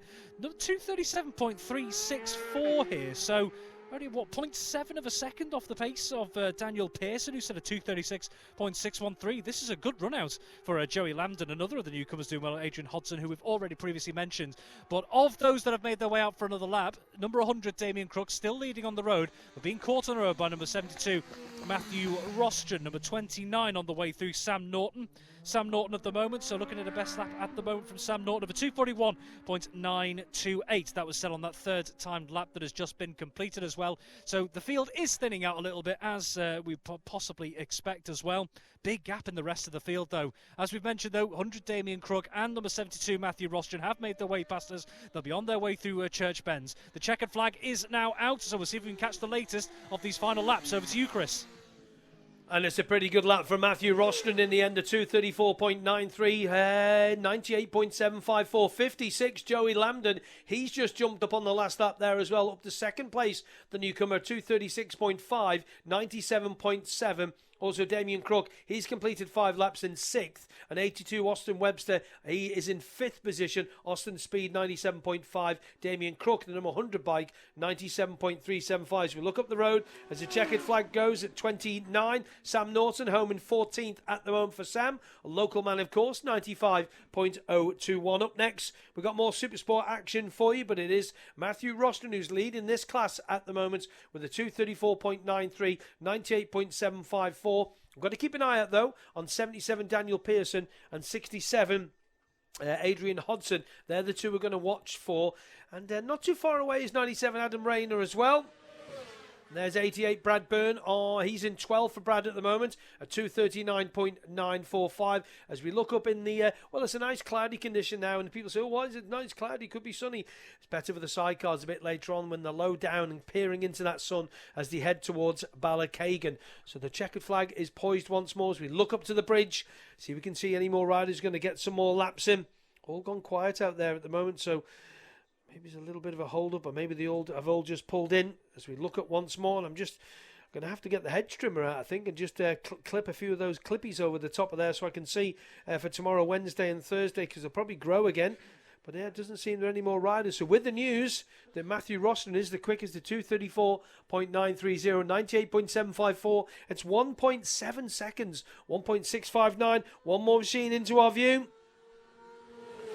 Short shifting along there, 96 that is. That's Ben Wilkinson. Ben, 29th for Ben at the moment. He's completed his 5th lap there. His quickest lap is at 2 minutes 50.117, 89.938. Now, I'm not sure if there's any more machines out on circuit. There should be. But, yeah, we're not getting any more through us here at the moment. Not sure if they've just seen one more, I think, just coming into my view across the bridge there now. If I just move to the left a little bit, I can just see past the old bit of hedgerow there. One more machine coming towards us. That's Crofty, I think, by the road. Yeah, it is. It's Colin Croft on the 31 machine. So where does Crofty slot into on the computer? He slots into 22nd position, does Colin Croft. So I think that is just possibly about everybody in as we look up once more. In fact, we'll get the binoculars out again. That'll probably help the job. And just see if we can see up the road. Can't see any movement at all, so it looks like this could be the last bike through. Would be 31 Colin Croft. Everybody safely in for this session. We have got more Super Sports coming out in a minute, but that last lap, Rob Pritchard out there across 4 ways of Matthew Rostron, 1.7 seconds quicker than Joey Lambden in that second position. And a good performance by Adrian Hodson, the newcomer, and Adam Rayner, Nicholas Ram, Martin Morris, and Andrew Coulter, all inside the top 11, and all newcomers, eh? Yeah, absolutely. And that seems pretty consistent with what I was mentioning in the last session. It was nearly half of that top 15 that were newcomers as well. And our timing is still, I think, recovering at the moment, as obviously the efforts are underway to try and get the timing system back in a stable place at the moment. But yeah, that Matthew Rostron lap, and I did mention as they came through cross 4 ways during that final lap of the time practice as well. He just seems to be making up ground on number 100, Damien Crook, of the rest of the field as well. So starting to feel confident on that Green Ant Racing machine as the 2 course inspection cars make their way past us. But this is the beauty of having a big Supersport field where you can have the 2 races. Obviously, you'll have those who are contending in the likes of the A races later in the meeting, but the fact that we do have these other races to come, it gives a chance for these other riders to shine. They're putting in just as much effort as anyone else out there as well, and particularly, as you mentioned, Chris, having a good scutch of newcomers in there as well. So hopefully, they've been making a very good first impression at the moment. They'll be hoping just to chip away at it as the meeting goes on. Back to you. Thank you very much to our man Rob Pritchard out there at Cross 4 Ways. Great stuff as always. Let's get down to the paddock then. I'm just looking at the temperature. When we started, it was about 25, 26 degrees. It tells me on the screen here. And Beth, it's dropped down to 23.3. I hope you've put a jumper on, and I hope you've not got sunburn yet. No, there's no danger of sunburn. I'm always very good with the sun cream, you know that. Yeah, it's much breezier down here. Really quite cold now. Wish I'd brought my jumper. Pleased to say the lady with the ice cream is okay. The ice cream was good as well. Good to see Matthew Rostron just collecting his bits and pieces up there. He's obviously had a great run today. Obviously his mum's in Marbella. We're just going to quickly, just after that's all finished, Matthew, just catch up with you. Quite an evening for you. Yeah, it's very surprising, really. I didn't think I'd be where I am. No chance, but yeah, happy enough. Team's happy as well. So what do you do with all that information now? What do you go into tomorrow thinking? Yeah, well, we'll basically just strip the bike down, check everything, check there's no loose bolts, stuff like that, silly little things. I think Adam wants to do a little change to the caliper. So yeah, we'll just spend all day working on it and get back here tomorrow. Well, I'll tell you what, it doesn't seem like there's much needs changing. Hope you get some sleep tonight. Thanks, Beth. Thank you. We just heard the klaxon going there, so the yellow plated machines are now just making their way through the gate. We saw Grant Thompson was there nice and early. He just walked out to the road. He's standing next to Nathan Harrison, just waiting for his machine to be wheeled out, which is just happened now. The H&H Motorsport team just giving Nathan his bike there. Grant just waiting for his machine. You can see Mike Brown just walking through as well. A bit of a mix of people just on their bikes and the machines being pushed through, but it's so much quieter down here now. Lots of people obviously who were out in those previous sessions have made their way back to their tents, to their awnings, and just planning what to do next, if there's any changes that need to be made tonight ahead of tomorrow's qualifying session. And you know, the brilliant thing about being down here, we obviously talk about it being the friendly races, is there are lots of younger people who are helping. So we've got a young chap who is doing the gate here, but a great thing for him to be part of and getting the young people through and supporting the club and all they do. So that is most of the machines just making their way through. I can see just a few there at the back, but that is the gate now being closed, and they're just making their way down, as we have done all through the evening, just down to the dummy grid there and just being held. But it is a little bit darker here, but as you say, Chris, I mean, that's going to be good for the sidecar session, which will be heading out not too long away now, all being well, because the sun glare, we know, can cause a lot of issues. So some great results tonight. So Chris, we're just going to keep our eyes on this one as they head off then. Paul Jordan, the quickest in the first session here, 2:21.39 for Paul. Number 7, Michael Evans, just in behind him at 2:21.62, and Marcus Simpson at 2:23.416, and 15, Nathan Harrison at 2:23.5. Mike Brown slotting into 5th position, 2:23.57. 65, Michael Sweeney, 2:24.8. 17, Grant Thompson, 7th, 2:27.16. 9, Barry Ferber completes the top 8, 2:27.6. Then it's 5, Paul Cassidy at 2:28.5, and 10, Peter Hickman in 10th, the newcomer, 2:30.004. We've only got 2 more sessions to go this evening. We have got the we've got the Super Sports, the second session, or their 4th Super Sport outing. And then, of course, we will have the sidecars, the white plates with the black numbers to bring you to close out the day. And roads will be open no later than 9:40. Roads closed tomorrow again at 6 o'clock. And if you're doing anything tomorrow, get yourself into Castletown, into the ancient capital of the Isle of Man, into the square, to the fan park, the Bushy's Brewery fan park in there, where we have there's performers on, there's live stuff on there, there's also the big screen relaying videos, and of course we'll have a chat show tomorrow from 1:30 through till 2. If you want to join us down there, you're more than welcome. Off to Cross 4 Ways then, and Rob. Yearsley, Simpson, Nathan Harrison and Jamie Williams, so another Isle of Man quartet on the way through. Jamie Williams from the island, but of course lives off island. On this sighting lap, 25 and 52 and 54 on this sighting lap. John Marsh at the back of that trio. Then 3 together, including number 4, Mike Brown, who just weaves his way to the front. There's number 22, Paul Jordan, Rob Hodson, Michael Sweeney in there, Mikey Evans, Several more on the way through. 50 David Rigby, who was going well. We'll take you through outside the top 10 as number 10 Peter Hickman in a group of 4 there, along with Barry Ferber and Connor Cummins. So outside the top 10 that Chris Kinley mentioned before in that previous session for the yellow plated machines. 11th, the quickest was number 92 Jamie Williams. Coming past us now is number 51 Radley Hughes. 12th quickest, number 50 David Rigby, who mentioned just a moment ago. And then 13th quickest, 11 Connor Cummins, a 2:32.993 for Connor Cummins on his return. Over to you, Chris.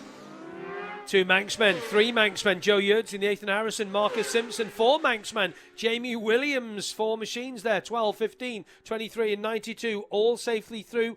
And they're just looking to see where Jamie Williams was in the first run on the 92 bike. He was 11th. 1, 2, 3, 4, 5. Mike Brown goes through. 54, Mark Jackson. 22, Paul Jordan. 25, Andrew Hurd. Wow, 17, Grant Thompson. Can't say them fast enough. 14 riders through. As 50, Dave Rigby goes through.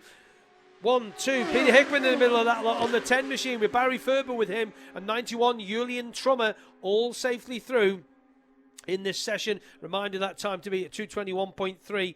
And the conditions just about perfect, I think, here for now. Let's go back to it then. Who's that there? Radley Hughes it is. Rad. Manx Grand Prix regular for many, many years. He goes through. 26 Dennis Booth, 41 Russ Brook, 93 Paul Cranston, 26 Dennis Booth, 46 Emmett Burke, all safely through. With 37 Victor Ortega and 46 Emmett Burke. The leaders will be across 4 ways. We don't want to miss this. 2:31 to beat. Let's get back to Rob.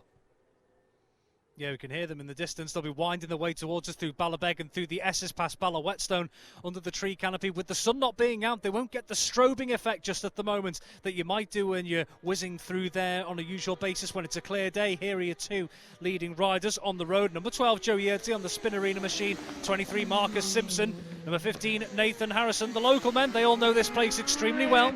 So on their first timed practice laps, so the leading trio just moving away from the rest of the field as it stands at the moment. So there's a fair bit of a gap as the next one makes their way towards us. That is the machine of number 4, Mike Brown, who was properly on that sighting lap, weaving his way through the traffic. He looks like he could mean business in this session. Paul Jordan, 54 and 52 on the way through. John Marsh and Mark Jackson. And a whole host together, 95-25, Rob Hodson as Michael Evans, Michael Sweeney, Grant Thompson, Paul Cassidy, 20 Wayne Avis, David Rigby, Peter Hickman, Julian Trummer, Connor Cummins, Barry Ferber in there. Number 92, Jamie Williams. He's dropped back a way back from where he was. I think he was running in 4th on that first sighting lap on the way through Cross 4 Ways as well. So he's dropped back, possibly a mechanical issue going on there. But Jamie Williams has dropped back in the order on the road. To you, Chris. 12, Joe Yeardsley. He is the quickest rider out on track. Well, he's the first rider out on track. Not getting any times, unfortunately, up on the screen again, but they are monitoring on the system here. They're having just a problem with the system, but they're sorting it out, believe you me. They are on the case to sort it out. 26 machines out on circuit at the moment. This is Mike Brown. Let's have a listen. Sounds nice, doesn't it? Here we go, Paul Jordan. Paul Jordan on the 22 bike. Paul goes through. 54 is next, that's John Marsh. And 52, Mark Jackson. 95, Evie Wormwald. 65, Michael Sweeney. Wow, 2 together there. Wow, that was close. It was really close between Tom Snow and another rider as Peter Hickman goes through. And there's Connor Cummins.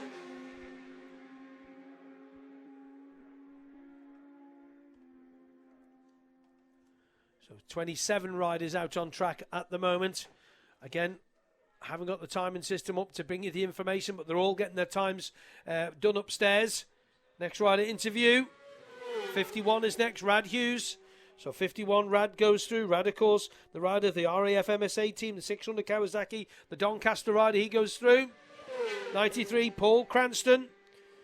On the 600 machine, the Dungannon rider, 3 more riders, Dennis Booth, Tom Snow, Russ Brook, all safely through. And 46, the last one through, Emmett Burke. The leaders should be Rob at Cross 4 Ways. They are indeed, and Joe Yeardsley on the way past then, number 23 Marcus Simpson, number 15 Nathan Harrison. So in the absence of maybe some extra data at the moment, I'm going to see if we can get a little bit of a benchmark as Joe Yeardsley came past. I've got the stopwatch out to see what we could get if he indeed comes back for another lap. So that's your first 3 riders through. Then number 4, Mike Brown, certainly one to keep an eye out for in this class. He had some great battles with Michael Dunlop last year, didn't he, here on the Ballown course. Number 22, Paul Jordan, is on the way through as well. So your first 5 riders who cross 4 ways on this latest timed lap. We are just waiting on some extra updates with regards to the timing at the moment. 54.95, 7.44, 65. A little spit of flame there from number 17, Grant Thompson, on the way through cross 4 ways as that scutch of machines make their way through. Leading another group is Peter Hickman, David Rigby, then there's 25.20. Connor Cummins having a little look up the inside there as 3-4 more interview. Jamie Williams has just caught up in a little bit of traffic there. We mentioned on the previous lap that he just dropped down the order a little bit, Jamie Williams, and that still seems to be the case. But Peter Hickman's freed himself of some of the traffic, but that leading Manx trio, if you like, on the road of Joe Yeardsley, Marcus Simpson and Nathan Harrison pulling well clear of the rest of the field at the moment. But again, just to mention like I did on the previous lap, Mike Brown has made up an awful lot of ground from further back down the order. Number 51 on the way past is Radley Hughes on the way through as well on the RAF IMSA Kawasaki, I should say. Number 93 on the way past as well, that's Paul Cranston. And number 27, Tom Snow, still circulating out there at the moment. 41, Russell Brook. Number 26, Dennis Booth on the way past as well. So we'll wait to see. There's 2 more machines interviewed at cross 4 ways here. There'll only be a few more minutes of this session left. Numbers 46, 37, Victor Ortega, who, as I've mentioned before, already has experience here on the island over at the Manx Grand Prix, but this is a different ball game with the mass start over on the Motor Isle Belawn course. So it goes a little bit quiet at the moment here. We're approaching the 2-minute mark from when Joe Yeardsley came past us. Hopefully when he makes his way back towards us, if indeed he remains at the front of the order on the road, we'll give ourselves just a little bit of a benchmark about how the front man on the road is faring at the moment. Of course, that does not mean that it is necessarily the quickest time that is out there during the session. We can hear them whirring away in the distance. We'll see them dropping down towards the dip in front of us in just a couple of moments. There indeed they are. Here comes your first man on the road. It is Joe Yeardsley. So let's have a look at the time as he makes his way past us. I've got it at a 2:21.6. Marcus Simpson, number 15, Nathan Harrison. They're still relatively close together, so I'm going to go just off a quick deduction there and say that they're on similar times. Of course, we don't know, but it was a 2:21.69 that I had on the stopwatch. Cross 4 ways to cross 4 ways from Joe Yeardsley. Here comes Mike Brown on the way through as well. So Mike Brown on the way through, then Paul Jordan here. Let's use him as a little bit of a benchmark as well as Paul Jordan comes through on this latest lap. So there is your first group on the way through. A little bit of a gap in the road. Can't even hear machines in the distance. That's just how far clear that field has pulled. In fact, as they make their way towards 1, 2, 3, 4, 5 machines, Michael Evans, 95, then there's Michael Sweeney, Rob Hodson and Grant Thompson. So that group has closed up as well on the way through crossways. Number 54, John Marsh on the way through. 52, Mark Jackson. Number 10, Peter Hickman, David Rigby, and then Connor Cummins through as well. To you, Chris.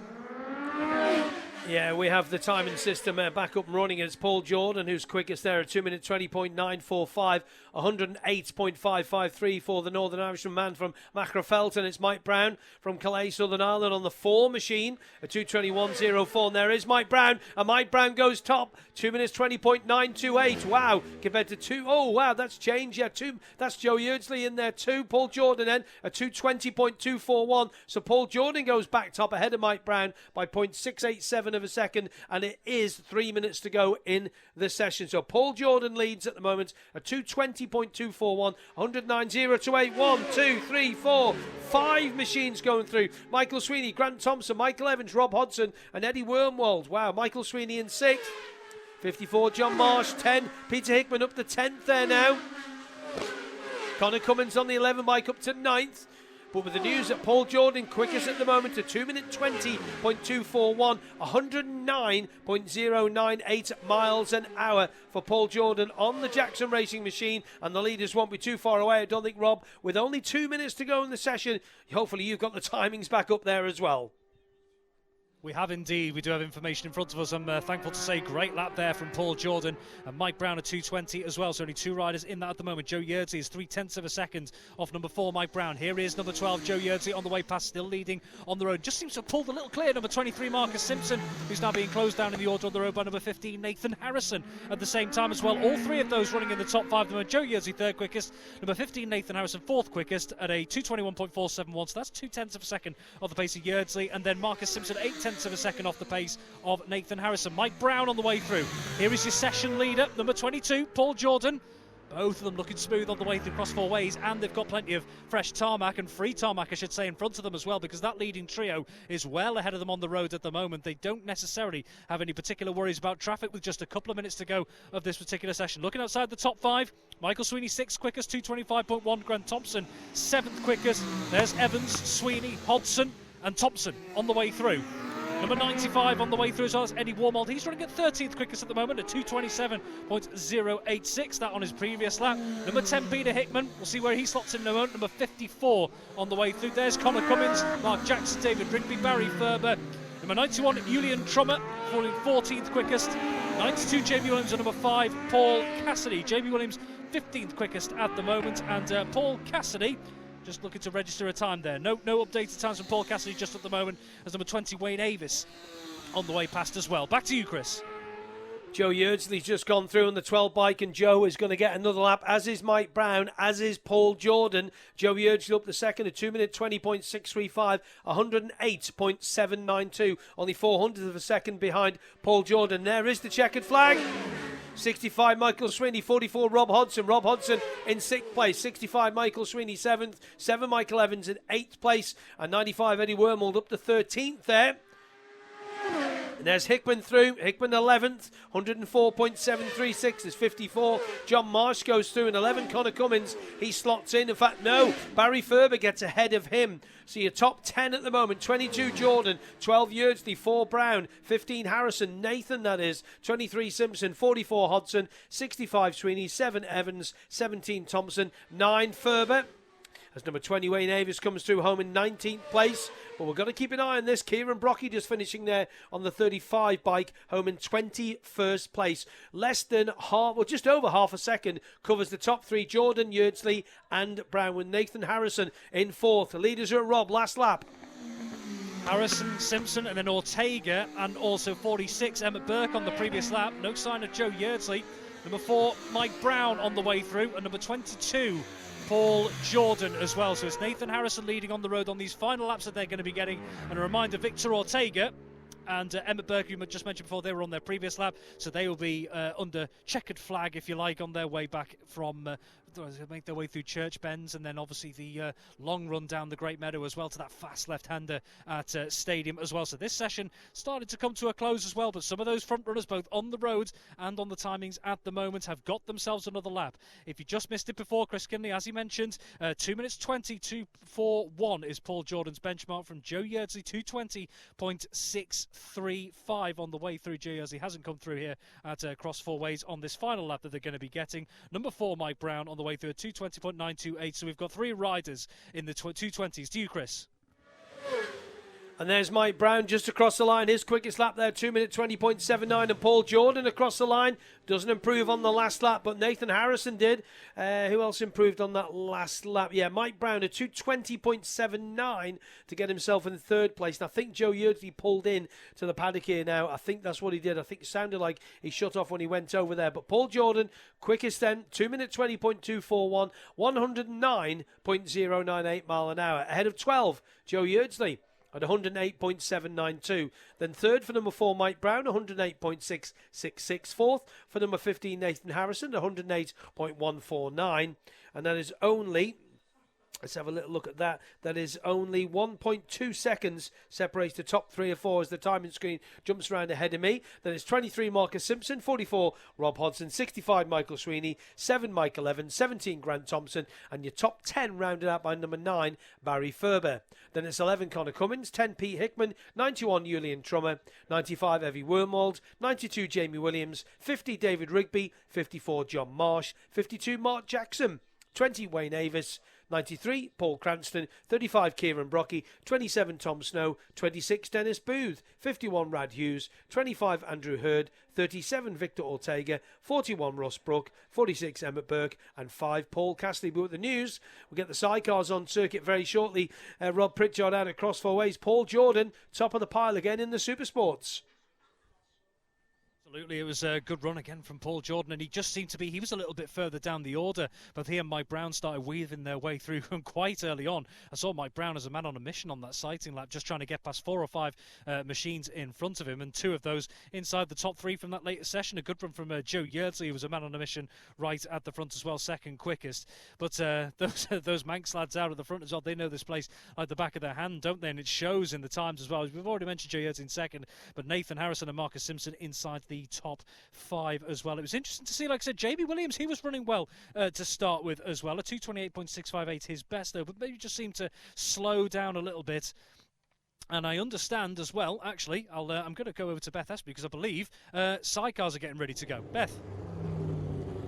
Yeah, they're just making their way down the road here, Rob. It's great to see the three-wheeled action, isn't it? Because we know obviously what happened at TT and some doubt cast over it initially, but there is so much love as the number 70 outfit, that's Tony Bannister and newcomer passenger James Salisbury just go past. I tell you what, that is a distinctive outfit. You will not miss that one going through. And you can hear this one coming past now. Just have a listen to this. That is number 29, Adam Pope and John Christopher. I've learned a couple of things today, you know, that if I ever move house again, I want anybody who's involved in a race team to do my removals, because I have never seen a holding area cleared so quickly. But the sidecar outfits are making their way out onto the track. They'll be heading down towards Ballachagan and on their way to Rob very shortly, Chris. Thank you very much to Beth. This is the final session of the evening. The white plates with the back numbers of sidecars scheduled to go at 8:53. We are now at 8:44. So the club have done well to get 9 minutes ahead. So well done to the team. Just a reminder again, if you're just joining us here on Manx Radio Motorsport, we will be back with the team from 6 o'clock tomorrow evening till no later than 9:40. A busy old night that will be. We've got 2 super bikes, a couple of super sports, we've got a couple of sport bikes, and of course the sidecars, and we're going racing on Wednesday morning. So Dave Molyneux and Dan Sale on their DMR TR750 Suzuki, the Andreas and Sulby team. They're going to be off at number 2. Carl Fennick and Jake Roberts on the Eddie's Motorcycle Windle More Speed bike, the 1070 machine of those. Kieran Clark and Rob Koppock, they'll be the ones to look out for. And it'll be interesting because we're going to get a new lap record on this as well. I will pull the lap records up from the pre-TT and see if how they kind of equate on there. When I hand to Rob, I'll just go into a different folder on the old iPad and just find out where that information is, just to give you, because obviously we're not going to do the sidecar lap record, which of course is on the F2 machines. And I've got it right here. It's 103.281 for Ryan and Callum Crowe. Not going to get any of this sort of pace. That's getting good time then for the sidecars. The final qualifying session of a Monday evening here on the Isle of Man to Cross Four Ways and Rob Pritchard. Yeah, it's been a very pleasant Monday evening, hasn't it? That breeze is well and truly gone now, and even though the sun has been behind the clouds for the last half an hour, 40 minutes, it's still nice and light here over at Cross Four Ways. Cast your mind back to the first classic sidecar qualifying of the pre-TT Classic right at the end of May as well, and I think it's probably best described as pea soup, the conditions that they were looking to go out in. Of course, the session was eventually called off before they had a chance to get out. So 32, 9, 2, 6 and 17 on the way through on this sighting lap. So the classic sidecars on the way through, along with number 28. There's Adam Holden and Trevor Johnson on the 750 Honda, the Cottingham and Rochester pairing as well. So just a quick reminder as well for those, of course, those who follow road racing will be well versed in what's going on with the sidecar situation here at the Southern 100 Road Races. But just to give you an idea, if you're tuning in and wondering why it's classic sidecars rather than modern F2 machinery, the situation is this, is the fact that modern F2 machinery has actually been excluded from this year's event over potential safety concerns, and it largely mirrored a move that was made at the Isle of Man TT races during qualifying week of that event, as number 70 and 29 made their way past us. Adam Pope and John Christopher on the Triton Westlake at the back of that, and Tony Bannister and newcomer passenger James Salisbury as well. Now, this classic sidecar grid was put together in the space of around 4 weeks. Key member of that was Greg Lambert, hugely experienced sidecar competitor here on the Isle of Man as well as elsewhere. And we're not seeing Greg Lambert out there, of course, who suffered an ankle injury, I believe it was, a couple of weeks ago over at Oliver's Mount as well. But he was a hugely influential figure in getting this field set up as well, along with the organisers as well. Brought in as a contingency measure. In the meantime, back to you, Chris. First time laps. It is, yeah. Well, the first one across the line is number 9, Kieran Clark, with 32, Will Smith and Andy Smith, and Dave Molyneux and Dan Sale just in behind them. When we looked at the lap records, go back for the pre-TT, it was 91.687, and that's Kieran Clark and Andrew Johnson. So we have fortunately, it looks like we do have a red flag here at the start and finish. It looks like we do have a red flag situation. So no idea of the reasoning for the red flag at the moment. So unfortunately, this session has been stopped with their 1, 2, 3, 4, 5 outfits just coming through as they're now. The last one through, Andrew Holden and Trevor Johnson. So what we do here now, for those of you who aren't familiar with what we do here on Manx Radio Motorsport, when we get a red flag, we don't sit here and pontificate about it all. We hand back to have a little break so we can get the information, because that's what is key. So we'll hand back to the studio and we'll go to Simon Quine for some information. Simon.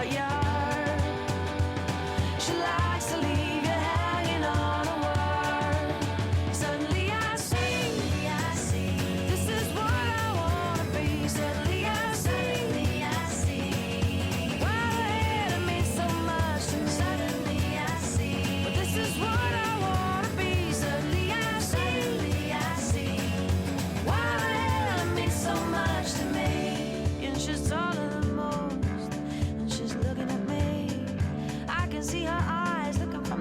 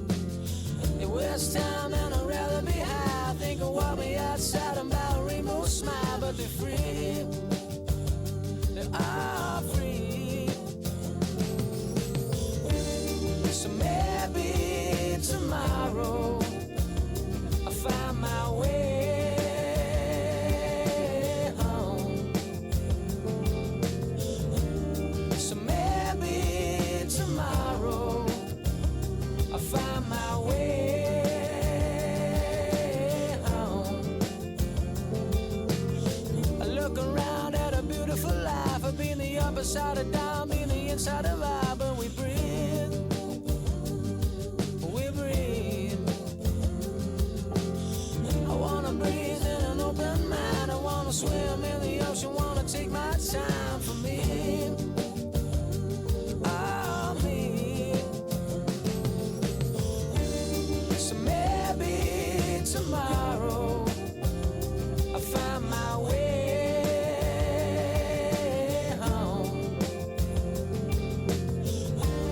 So maybe tomorrow I'll find my way home.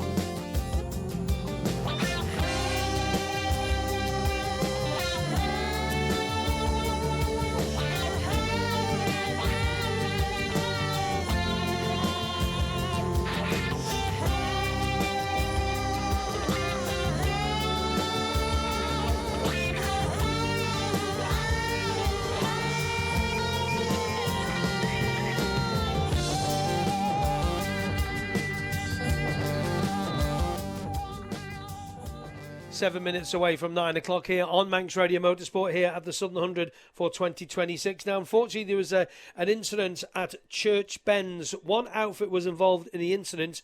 Both the driver and the passenger are up, walking, and are being assessed by the medics. So that's from the team up in race control. One outfit involved in the incident at Church Bends. Both the driver and the passenger are up and walking and being checked over by the medics. Now, we're not sure if there's going to be any other start time because we still do have until 9:40 p.m. So when we get any more information from we will let you know. So that's from the team up there at race control. The incident at Church Bends, one outfit, both the driver and passenger are up walking, are being assessed by the medics. We'll come back on air when we get more information from the race control team. And back to Simon at the studio.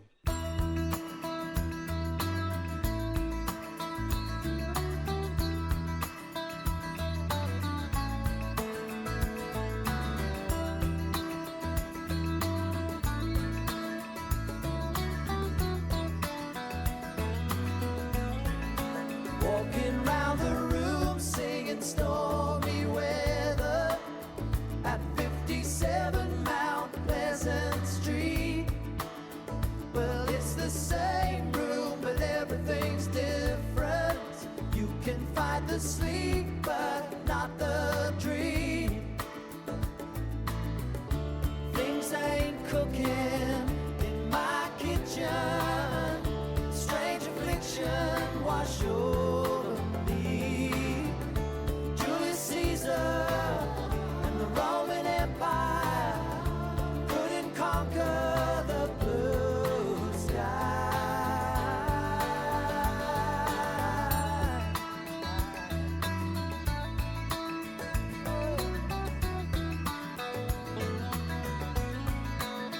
Everywhere you go, always take the weather with you.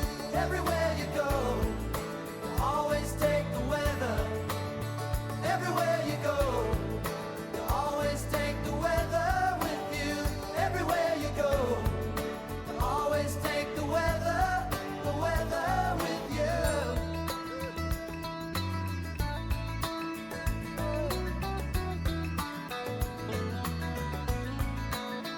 Well, there's a small boat made of china. It's going nowhere on the mantelpiece. Well, do I lie like a lounge room lizard? Or do I sing like a bird released? Everywhere you go, always take the weather with you. Everywhere you go, always take the weather.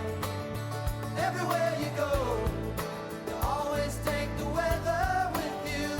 Everywhere you go, always take the weather with you.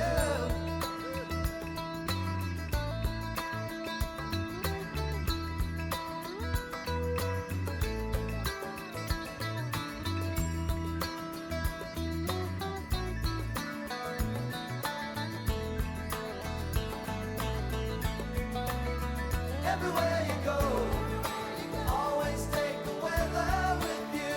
Everywhere you go, always take the weather. Everywhere you go, always take the weather with you. Everywhere you go, always take the weather. Take the weather.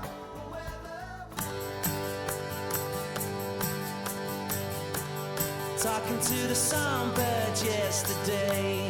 Flew me to a place not far away. She's a little pilot in my mind, singing songs of love to pass the time.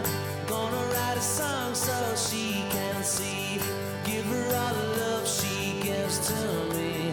Talk of better days that have yet to come. I never felt this love from anyone. She's not anyone. She's not anyone. She's not anyone. A man can never dream these kind of things, especially when she came and spread her wings, whispered in my ear the things I'd like. Then she flew away into the night.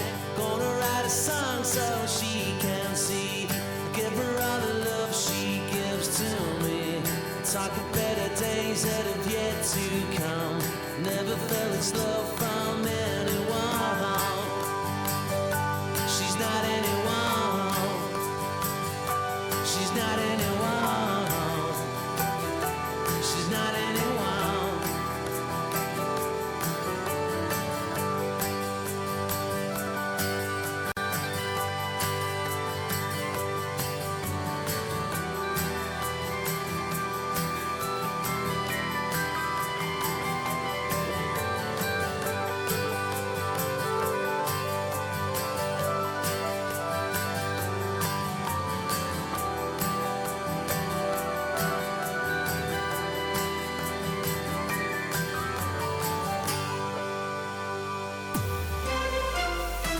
On DAB, on AM and FM, on your smart devices and online at motorsport.manxradio.com. This is the best biking station in the world. From the Sky News Centre at 9. The final British player left in the singles at Wimbledon marches on. Dan Windle reports from Centre Court. Arthur Ferry has done it. The 23-year-old secures a place in Wimbledon's last 8 at Centre Court. After going the distance once more, the wild card wins his last 60 match against Gregor Dimitrov in a thrilling 5th set. The crowd loving it here as he becomes the 6th British male player in the Open era to make the Wimbledon quarters. To football now, where Donald Trump's intervention in a decision at the World Cup has been receiving plenty of backlash. The US president says he called FIFA's president asking for a review of the red card given to USA striker Folarin Balogun. He's been cleared to face Belgium tonight, a decision UEFA have called unprecedented. Trump thinks it was the right move. He didn't do anything wrong, and he's our best player or one of our best players, a very vital player. And he gave him a red card. I didn't know what that meant. I didn't think it meant much. Then I started hearing that means he can't play in the next game. At least, that's very unfair. Meanwhile, England's Jordan Henderson has been ruled out of playing at the World Cup after suffering an injury while celebrating the team's win against Mexico. The Brentford midfielder badly injured his wrist and didn't travel back with the team to their training base in Kansas City. Elsewhere, a 13-year-old boy has died after being seriously injured in a house fire in Blackpool. Police believe it was started after an e-bike exploded. EpiPens will be stored in all schools in England from September. Training for teachers in how to use them will also be provided. Sky is warning of job cuts after announcing its £1.6 billion takeover of ITV's media and entertainment arm. The broadcaster is looking to save £200 million in costs, hasn't specified how many roles are at risk, but says corporate and commercial divisions will likely be impacted. That's the latest.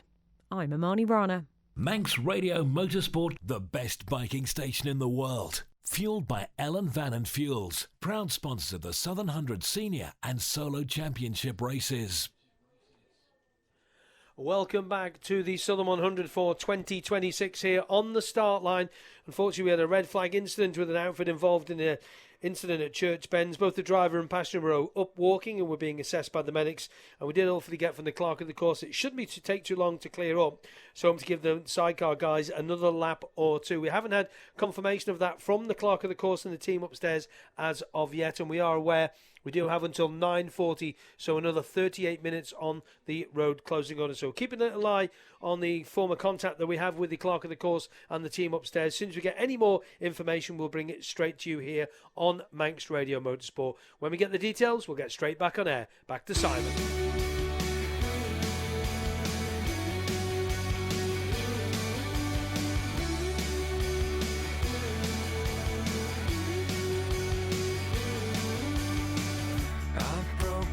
To your house last night and left a note at your bedside.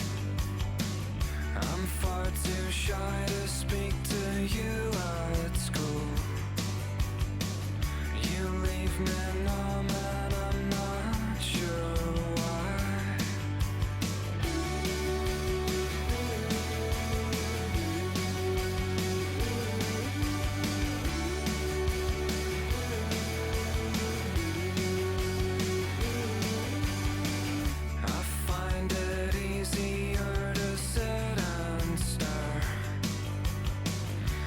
Push my limbs up towards you right there.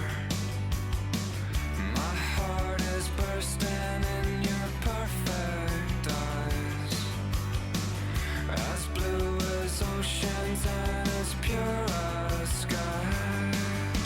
Struggle for the words and then give up. My head's in with the birds on that sea hut. Peace of mind that I know better than the plain disgrace of all my letters.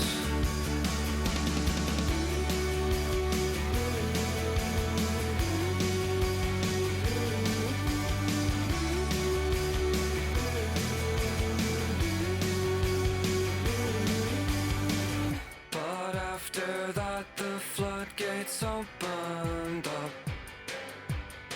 and I fell in love with everyone I saw. Please take your time, I'm not in any rush, and it's in everything I ever write. It's not as if I need the extra weight, confused enough by life, so thanks a lot.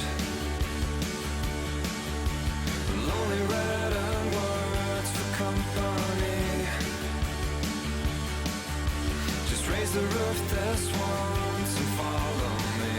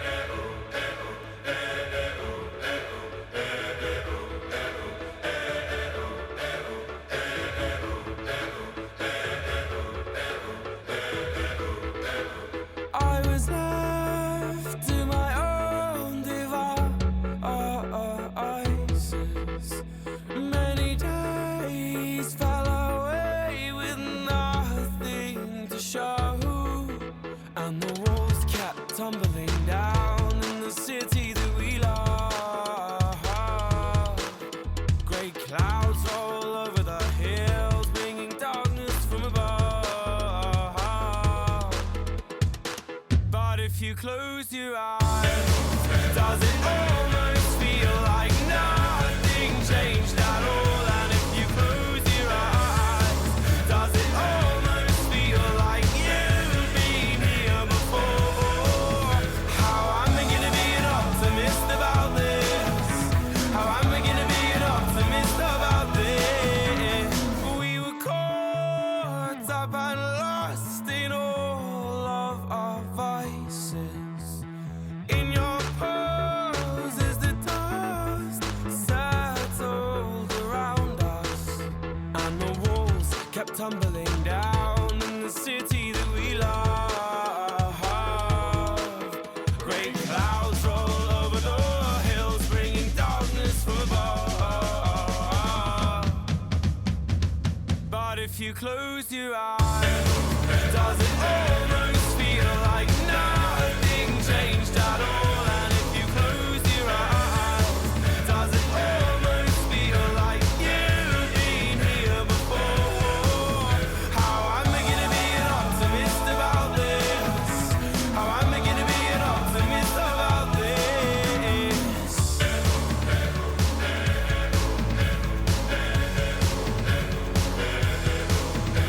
Oh, where do we begin? The rubble or our sins? Oh, where do we begin? The rubble or our sins? And the walls kept tumbling down in the city that we love. Great clouds roll over the hills, bringing darkness from above. But if you close your eyes, does it almost feel like nothing changed at all? And if you close your eyes, does it almost feel like you've been here before? Oh, how am I gonna be an optimist about this? How am I gonna be an optimist about this? If you close your eyes, does it almost feel like nothing changed at all?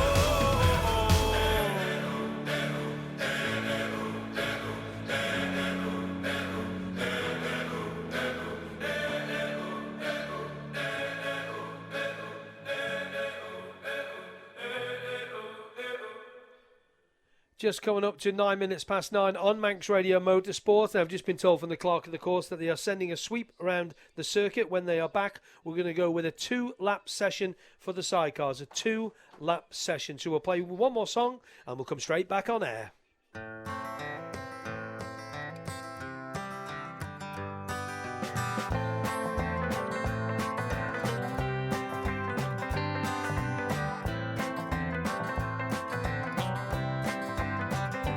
Every day I recognize what's the system, what's alive. But don't repeat what I just said until boulders turn to lead. Then all the tales will be told whilst you and I are in the cold. But don't think this is the end, 'cause it's just begun, my friend. And when it's done and all this is gone, just find a feeling, pass it on. For every tear cried in shame, there'll be someone else to blame. And every crime that I commit, there'll be a punishment to fit. But I'd accept what's coming round if I could only lose this sound that's been ringing in my ears and tormenting me for years. When it's done and all this is gone, just find a feeling, pass it on.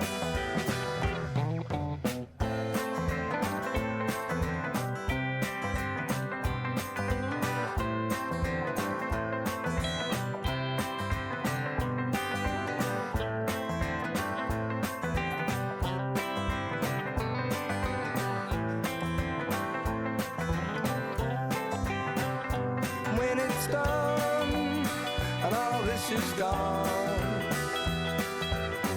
just find a feeling, pass it on. Just find a feeling, pass it on.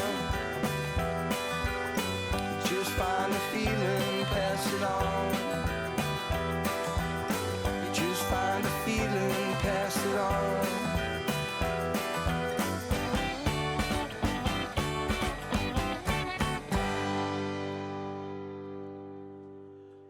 And welcome back to the Motor Isle Ballown Circuit. We've just had the sidecars coming back through after being collected by the travelling marshals. And Beth Espey is down there in the little holding area, the little road that links the bypass to Arbury Road in Castletown. I believe the outfits are getting set up there to head back out on track shortly, Beth.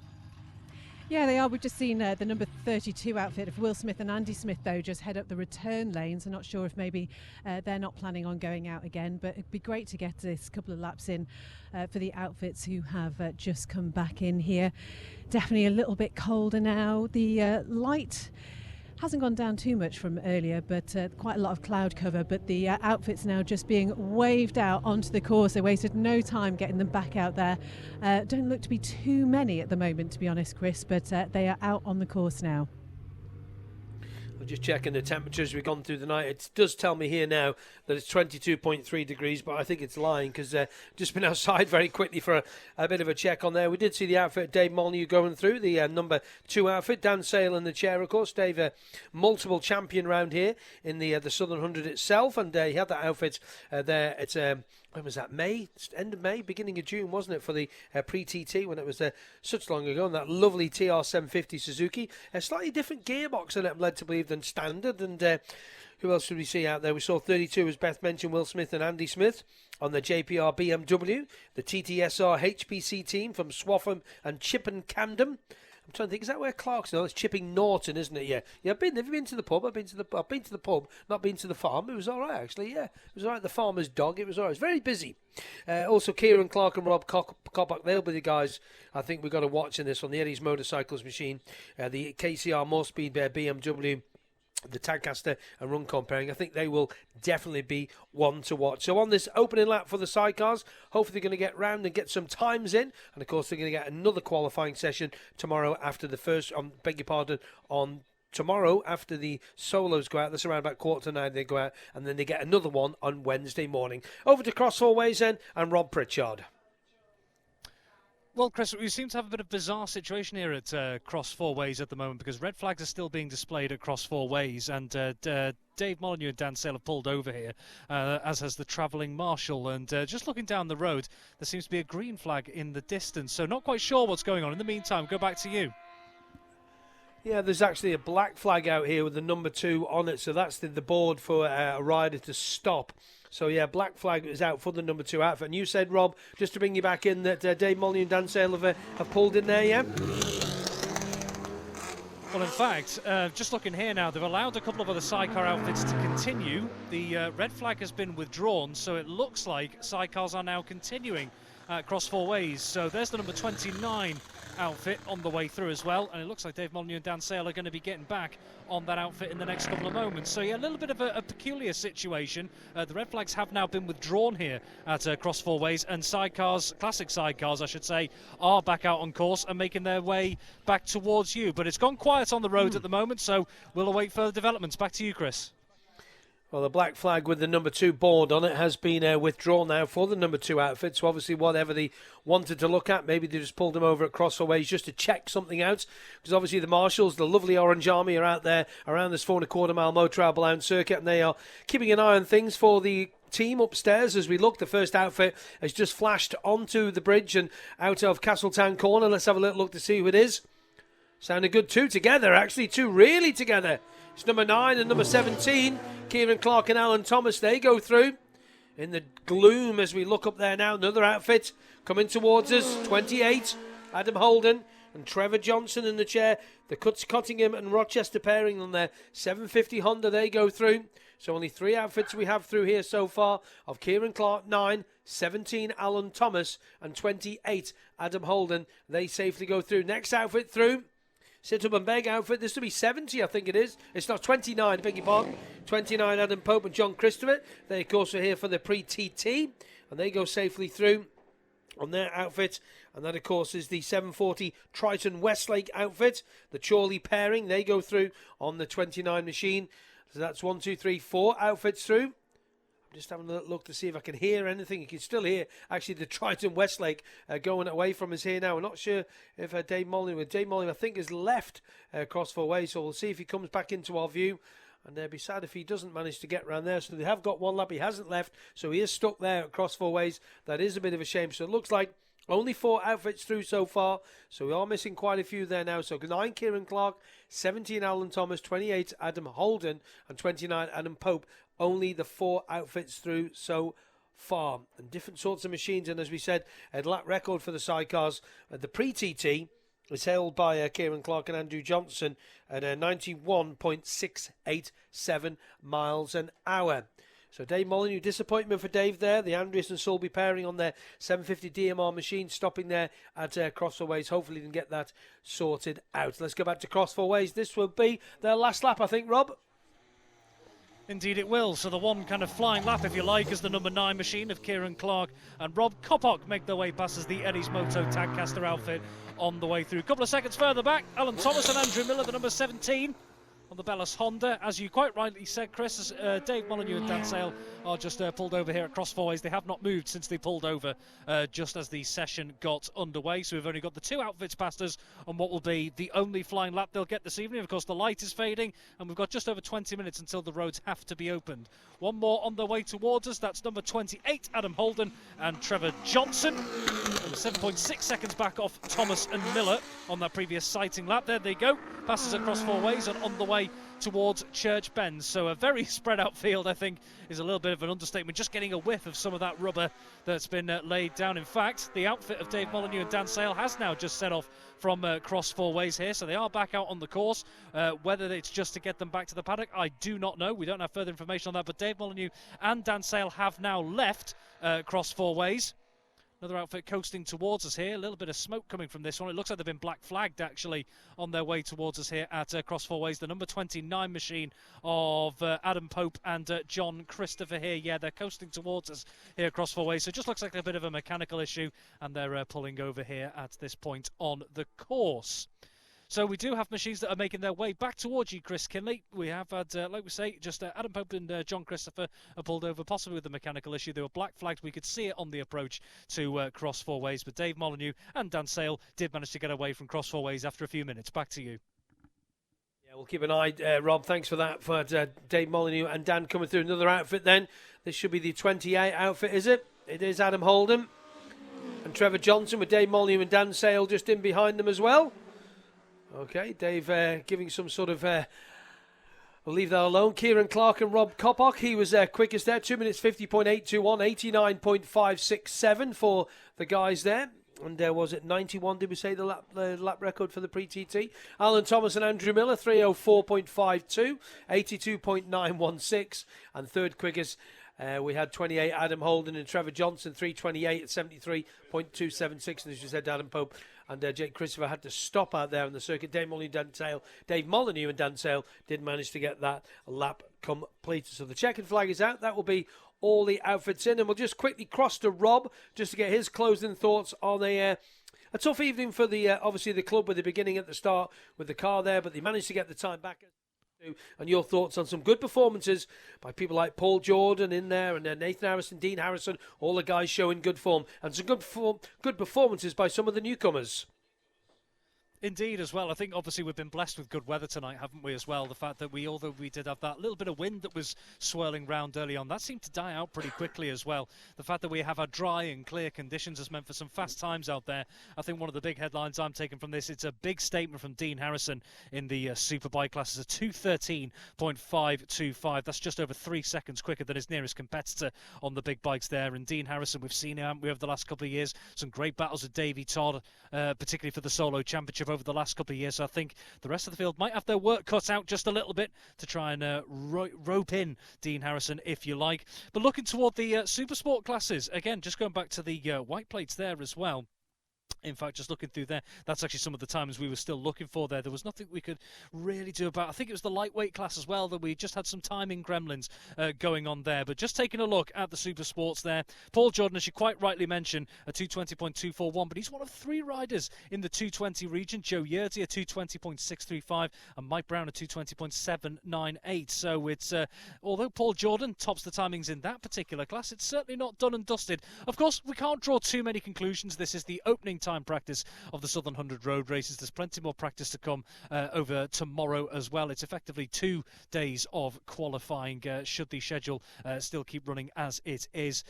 So yeah, can't take too many answers from the opening day, but there have been some notable ones in there as well. A couple of the newcomers, obviously Peter Hickman and Julian Trummer, two high-profile newcomers this year as well in the Super Sport class. They're inside the top 15. Hickman was 12th quickest and Julian Trummer 13th quickest out of those in there. So looking also as well through some of the newcomers, as you alluded to as well, the likes of Joey Lambden, Adrian Hodson, Nicholas Round, all looking good in the Super Sport classes, and of course Matthew Rostron and Damien Crook as well impressing in there as well. Great to see plenty of newcomers out there and already battling inside the likes of the top 20. A couple of mentions as well for the likes of Brad Byrne and Blake O'Hare as well, to mention just a couple more. So yeah, plenty of positives from the opening day. As we had that little delay at the start, and of course a delay just toward the end of the session here, but overall we did see plenty of time practice going on, and I'm sure everyone will be hoping for more tomorrow. Back to you.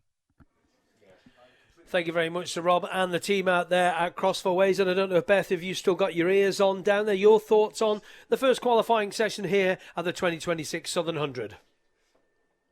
Yeah, just as Rob was saying there, it was great to see the newcomers doing so well. You know, we spoke to Nick Round at the beginning of the night. He didn't come in once without a big smile on his face. And then Matthew Rostron as well, just doing so well. And I think the thing about him was saying it wasn't really the plan to go out there and hammer it like he clearly did this evening. But he's going to be making a few tweaks and changes potentially, and looking hopefully to do the same again tomorrow. Although if his mum's listening, he's not going too quickly at all. But yeah, a great session down here, as you say, Chris. You know, there was that slight delay at the start, but we know that the Southern 100 Club is phenomenal at getting everything back on track. Slight shame obviously for the sidecars this evening, but glad that that crew that was involved in that incident was okay, and just looking forward to tomorrow.